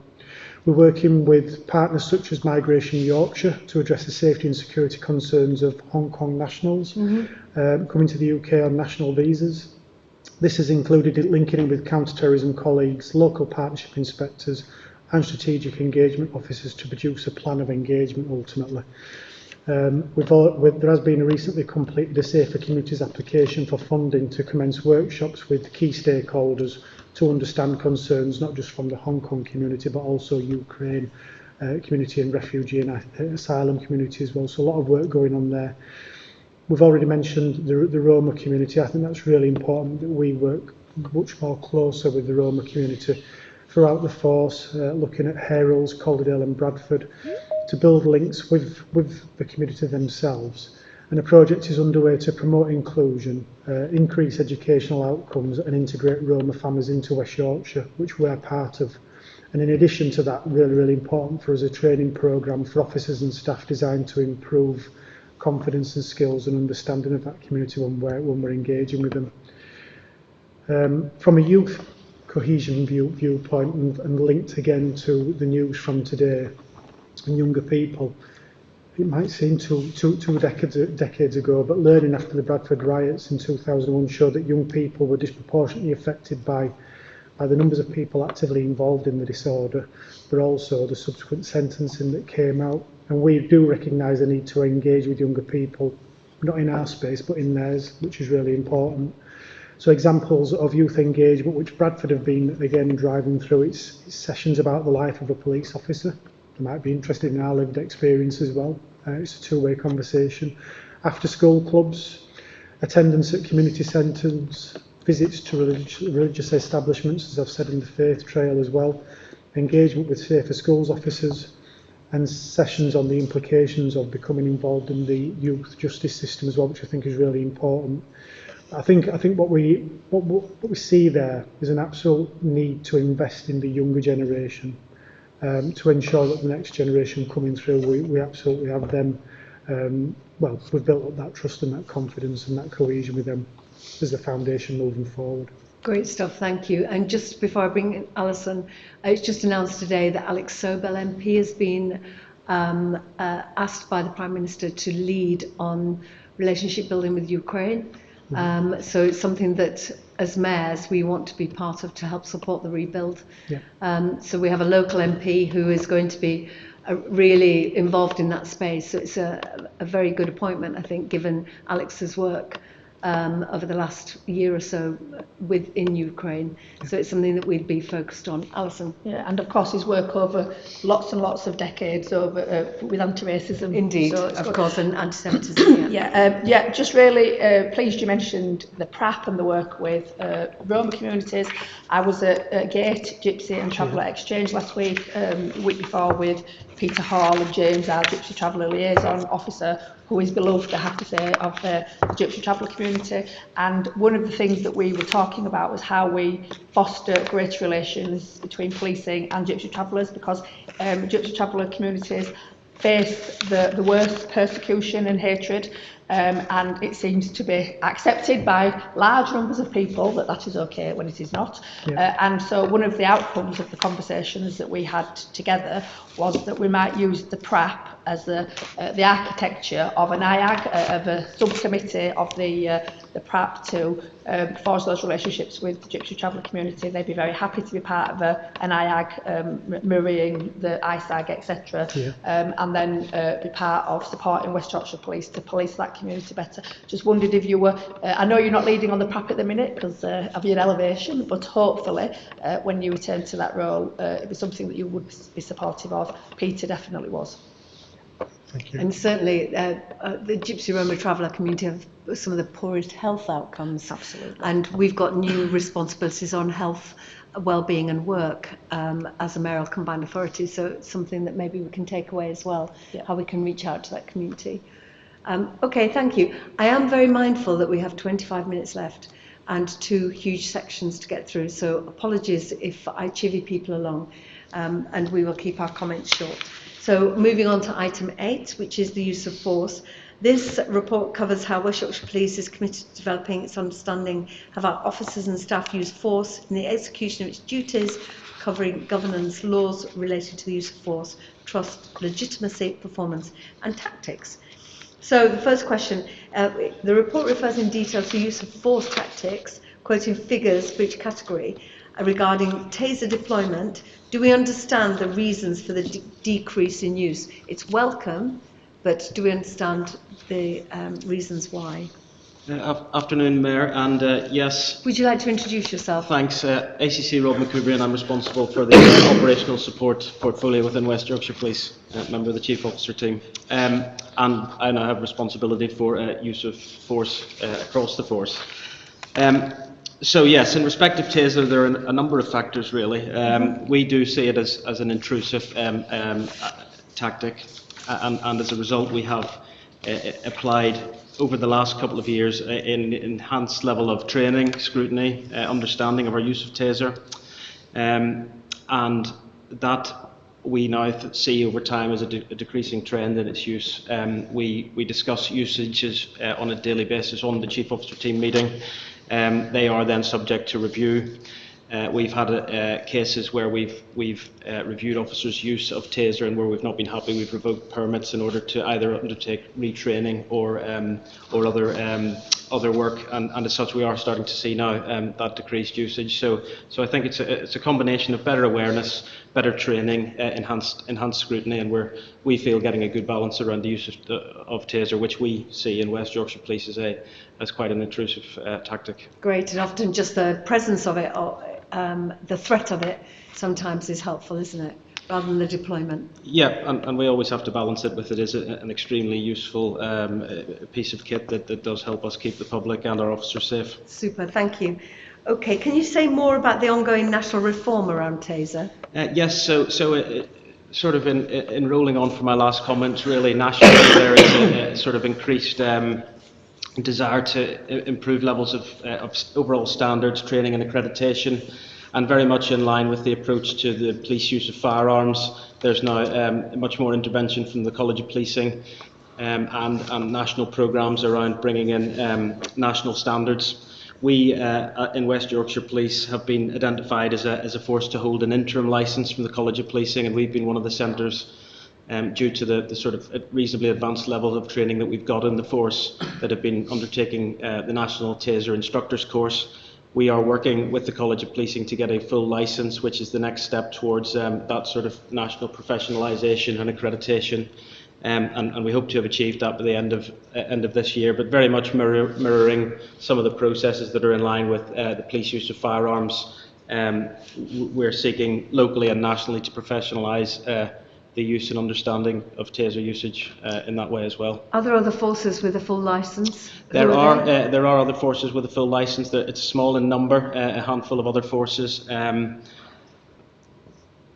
And as I say, hopefully by the end of 2025, working with the College of Policing, we will be an accredited, a full licensed facility. That's certainly our ambition for this year. Good stuff. So we've got a full licence now, just for the record. Oh, you have it now? Yeah. We've got an interim licence, and we're working towards that. But they're putting in restrictions and requirements of it, which, that's their job to do. But it's difficult, when it dictates the amount of trainers and the other things. So we're going to keep working with them on it. Okie doke. Well, more power to you. Yeah. Keep going. So the report refers to reducing the volume of more intrusive tactics rapidly, and notes the comparisons drawn can mean that a single use can result in a spike of inequality. Could you talk us through that? Yes, and we will continue to work on this report to make it as digestible as we can in terms of the usefulness of it. In essence, I think what we're saying is there, because we are reducing, and you'll have seen from the report, the number of those sort of higher end, what we would call intrusive tactics, are smaller in number. When we then get a usage, it can have more of a significant impact on the figures and the inequalities when we're looking at over a short period of time. So to give you an example of that, over the last 4 months, in respect of the use of taser, we'd actually moved to a position of equality towards black people in the use of taser, i.e. you were more likely to have a taser used against you as a white individual than as a member of a black community. But a couple of subsequent uses of taser in the last couple of months has swung that back again. So I think because the number of usage in percentage terms is low, sort of small number of cases can skew that short-term data. So the aim really is to not react to that, but make sure we're tracking longer-term stable information and hopefully move towards that position of better understanding inequalities and hopefully reducing inequalities across those areas. Great, and just building on that, in terms of the data trend and inequality of black people compared to white, can you say more about how you're reducing use of force overall and explain the categories of stable, unstable and improved? Yes, okay, so just to identify those sorts of, again, following on from my last comments really, in terms of stable and unstable data, we're basically trying to use the data in such a way that once we're happy that a trend line is stable in its nature and not jumping all over the place, then we're in a position to act more sort of reliably on that and make sure that we're changing our approach to react to that position. So in terms of what we mean in the report, improvement essentially is what we're saying is moving gradually and on a trajectory of improved equality is what we're sort of meaning by improvement there. And largely it's to do with a whole raft of things that we're bringing in the force. We've now established a use of police powers board, which is chaired by myself to sort of oversee the use of force and our wider intrusive powers right across the organisation, and then to probe that awareness training and officer activity, making sure that the feedback is right where it needs to be. I won't go over elements of the police race action plan already, but there's been significant investment, as you know, in terms of cultural awareness training across the force, much improved personal and public safety training for officers. So, giving them the right skills, the right knowledge, but equally the right feedback loop to make sure that officers are taking the right things into consideration when using force on the street ultimately is. Yeah. Thank you. Alison. And can I just ask that this board also focuses on the number of forms completed, because you're still a third down, so only 67% compliance with the recording. I know you're now moving to educate and enforce, which lightened my heart. I was glad to see that was at last happening, but we do need to make sure that these forms are completed on every occasion, because this is people's lives potentially. No, I completely agree with you, Deputy Mayor, and just for assurance that the tracking of that use of force and the recording, the appropriate recording of those use of force is a key focus of that board, and making sure that compliance. So we can hold you to account then next time. Yeah, well, that's the purpose of this, and ultimately that allows us to then shape our response accordingly. So it really helps us in having that high level of compliance. Thank you very much. And just to move that on, how do we monitor hidden disabilities within use of force? Yeah, so this is something that we probably need to do a bit of work on collectively, certainly in terms of hidden disabilities. Obviously, it's challenging when a disability is hidden and isn't disclosed prior in terms of officers and how they deal with the situation, and that makes it more difficult. We are looking obviously in terms of supervisors that are reviewing uses of force when they're undertaking that review. If they do become aware of a hidden disability, then that's factoring in terms of the assessment of the proportionate use of force and trying to seek any learning from that. There is some work going on nationally in respect of protected characteristics and what we should and shouldn't be recording against various incident types and uses of forces. So we're going to work alongside that national work to improve the position. But as I say, it's not something that we've got a granular understanding of at the moment. We are going to do some deep dive work in terms of use of force in particular environments as well, such as mental health establishments, to see if we can get any sort of greater understanding of those types of dynamics. But yes, it's a work in progress, really. Be interesting to know if your use of force is more likely if somebody's having a mental health crisis because they've lost the reason potentially. Yeah, absolutely. Be interesting to know. Okay, and thank can I you. just say Please. very quickly that I want to compliment you on this report because, I do give you some stick when use of force is used and we don't have a good understanding of why that is, but we're really beginning to see some reductions now, and I like the fact that the first contact recorded for technical communication is the biggest. It's getting bigger every year, that you're talking to people before you're thinking about using the force that you're allowed to use. So I want to just say thank you for that. Thank you, Deputy Mayor. Good stuff, thank you so much. So let's move on to stop and search. This is a regular paper, last discussed November 24. This report provides statistical data in relation to how stop and search powers have been used in the 5-month period, 1st of July to the 30th of November 24. And the data included in this report illustrates how West Yorkshire Police use stop and search powers and where it's deployed. So it's good news that stop and searches seems to be going in the right direction, and particularly stop and searches of children. How are you ensuring that strip searches are compliant with statutory codes of practice, namely codes A and C of the Police and Criminal Evidence Act? And how do you ensure that processes outlined in these codes have been followed, or whether training is required for officers to confidently follow them? Thanks. So yeah, you rightly point out the sort of There's a lot in that question there. Yeah, there is.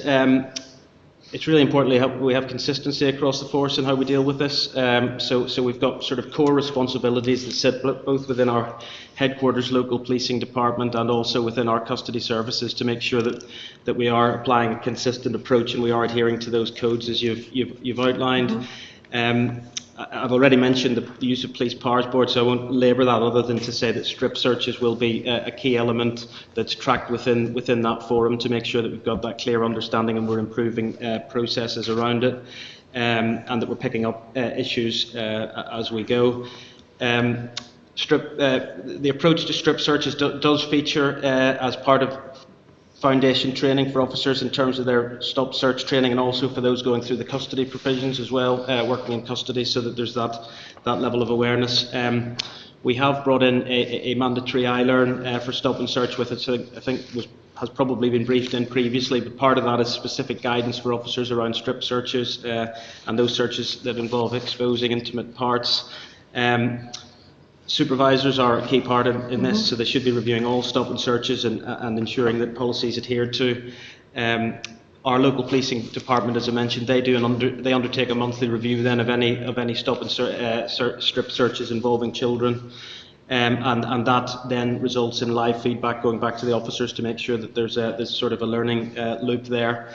And then also in terms of that public scrutiny as well, uses of strip searches would feature in some of those samples that are considered by those independent scrutiny groups to, again, learn and build on any sort of perceptions of how those interactions have been undertaken. And when an officer stops a child, how are officers encouraged to spot the signs of vulnerability in children that they've encountered during strip searches? Yeah, so obviously specifically around strip searches, we've got some policy considerations whereby officers should be contacting and consulting with a supervisor in respect of those type of interactions in order to have immediate access to that type of guidance. We have a requirement that appropriate adults should be present in all but exceptional cases. What age is that up to? That would be anyone under the age of 18, yeah. So a child in that sense, and they would again be able to help with that picture of vulnerability around the child and in any of their needs. Again, I've touched on some of the initial training that happens around officers for that, so that they've got that awareness around vulnerability. My colleagues obviously spoken significantly about public protection notices and some wider considerations around child vulnerability. One of the other things that we are training right across the force to all frontline officers is around, in a general sense, the what we call the shared principles, which is how to help them identify wider vulnerability in children. So those being assessing, a child's safety and well-being, their hygiene and clothing, availability of their carer, relationship between the carer and the child, the environment they're in, their diet, the level of discipline they're adhering to. So those principles very much, although they're broader than just search interactions, are something that we're trying to ingrain in officers, so they've got their radar on to identify vulnerabilities in children. That's good to hear. So what proportion of children are referred to multi-agency safeguarding hub? How's it recorded? And how are officers made aware of the potential mental health impact a strip search can have on the child? So again, without repeating, I think we've got that enhanced level of training and awareness going on now. We don't have a mandatory referral for all stop searches of children into PPN, but it is in policy that if there's a strip search of a child, that a PPN should be submitted. That data is data that I will now seek to track, so that we're in a position to sort of formally report on what those numbers look like. And then we're putting in a technical fix as well, so that there's an automatic notification to an arresting officer or an officer that undertakes an intimate search of a child, in order to make sure that there's a prompt there as well, so that that follow-up goes on into the multi-agency safeguarding hub. So there would be another adult who would know that that has happened. So a safety net of a prompt, so that the officer knows they've got to do that multi-agency referral. Great. Okay, doke. Thank you. Yes, please, Alison. On page, on the page 3. Page 3. Yeah, it gives 4 examples of young people who have been stopped. Yeah. 3 of them had no appropriate adult because the officer thought they were 18. And so what's the process for officers? Do they not ask people how old they are? And on one occasion, no PPN was submitted. Yeah, no, I think you're right. You're right to pick up on those 4, and I've certainly picked up on those examples. That although policy is one thing, we've still got a bit of work to do around wider awareness of adherence to that. Because quite clearly, the examples in the report, the process around certainly the appropriate adult and the PPN have not been in these cases adhered to.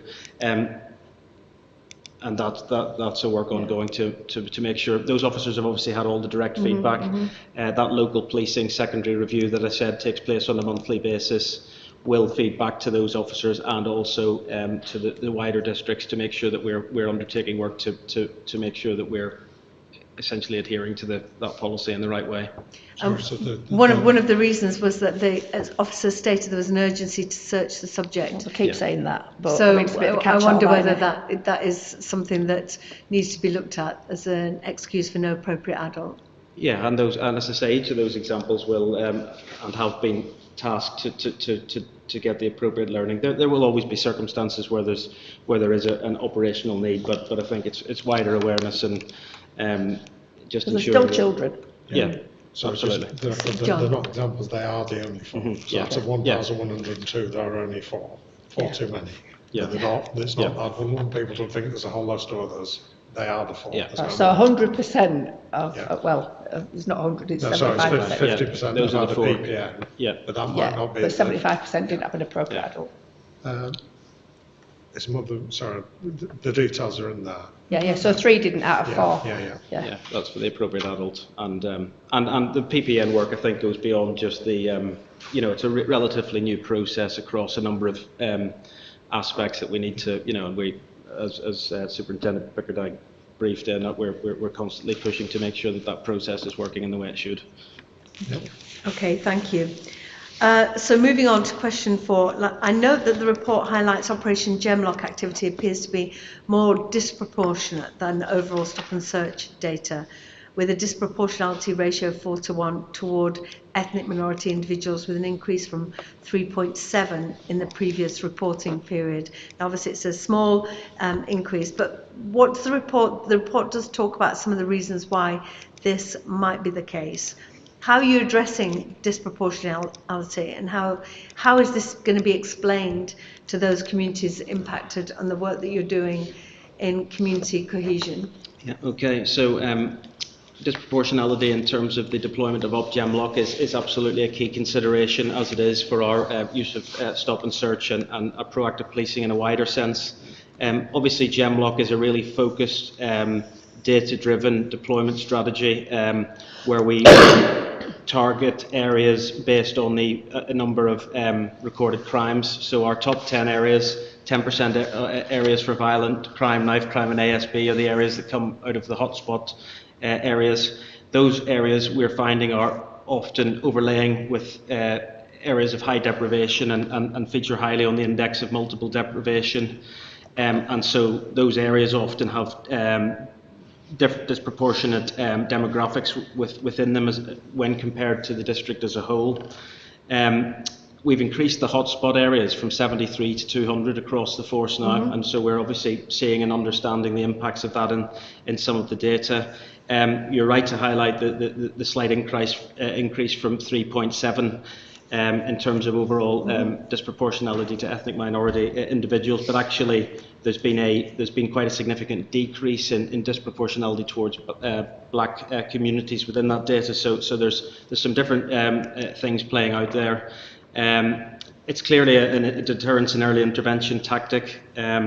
Richard's already mentioned the police race action plan, and it's a real we obviously need to strike a balance between over-policing communities, but equally around ensuring that that they feel protected, and that it is a balance for us to make sure that we don't withdraw from areas that we are seeing some real positive outcomes for. So we've seen a 10% decrease in violent crime and ASB in those areas.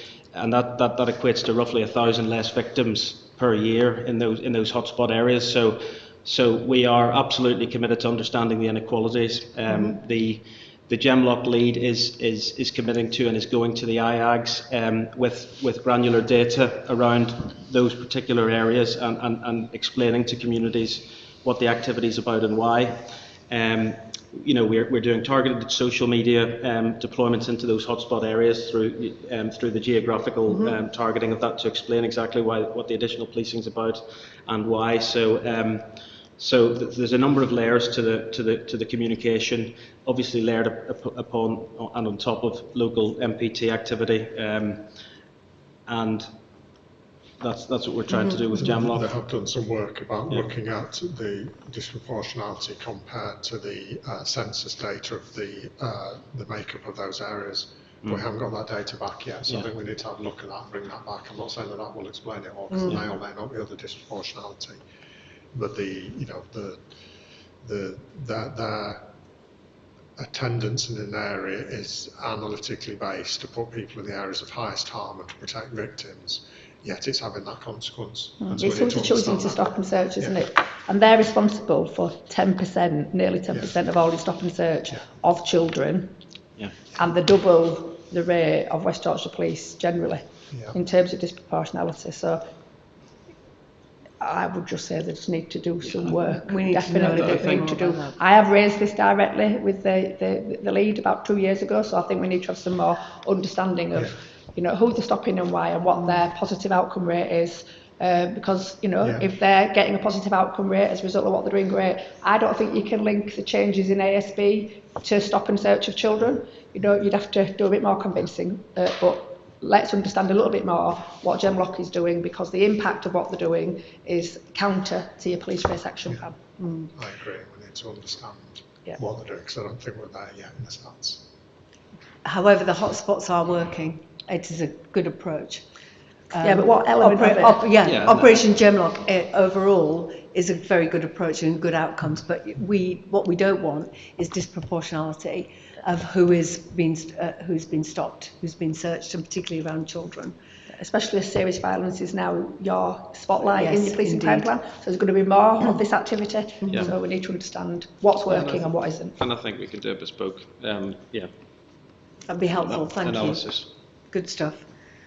Okie doke, thank you. One of the good news stories and the innovations is the QR code after stop and search. I think it's, I don't know if other forces use it, but it seems like a very good way for the public to feedback their experience. Yes. And the feedback from the QR code continues to increase, with 35 feedback forms completed and submitted since July the 1st. What have been the common negative issues highlighted?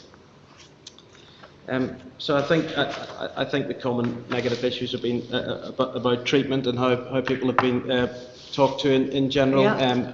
The sort of nature of the interaction. As I said, we are starting to see some good traction with the use of that. It's still smaller numbers than we would like. Again, through the use of Police Powers Board, that is something that I'm bringing in as a key theme on that, to try and dig into, understand not only how we're going to increase the usage, but then how to react to those sort of common points and themes that are coming out of that. Are people encouraged to use it? Yes, in they the are. moment? They are, absolutely, yeah. So there's a number of, they're encouraged by the officers, obviously in the increased training that we're doing. We're encouraging officers. We've extended the Go Wisely to make sure that they are signposting people to the use, so that we're getting the best possible feedback. And again, using it as well to extend to try and engage people within our wider scrutiny panels and IAGs as well, to try and increase the reach of those. And you say you want more people to use it. Have you got an idea of what your stretch target is? 100%. Yeah, 100%. Is Very a- good. is a- Again, but people, when they purchase something online, don't want to give feedback. Do they? You know, again, when you've had an encounter that you might disagree with. But the issue is there is that we're providing every possible opportunity we can to give that feedback, to make that complaint, to deal with it if you feel as though you've been dealt with inappropriately. You know, it's there. We want to make it as easy as possible. Whereas in the past it was get yourself down to the police station. Now we're giving you the opportunity, which is good. Good stuff, thank you. Okie doke, well, we're on time, I think, just about. Yeah, and good work on the Section 163 app. Finally, we'll get some good data from that. Yes, Good. yeah. So item 10 is the future agenda item. So as you know, we have themes, and the next one is safer places and thriving communities, and neighbourhood crime, neighbourhood policing and antisocial behaviour, business crime, rural crime, serious organised crime and road safety, something that is of interest to us. All of those things are of interest, but I know that Alison leads from the front on road safety. Any other business? No, thank you. No. And our next meeting is the 29th of April, 2:30 till 4:30. So thank you to the team for making it work. Thank you to the lady who brought in the heater, and thank you for whoever is watching. Thank you.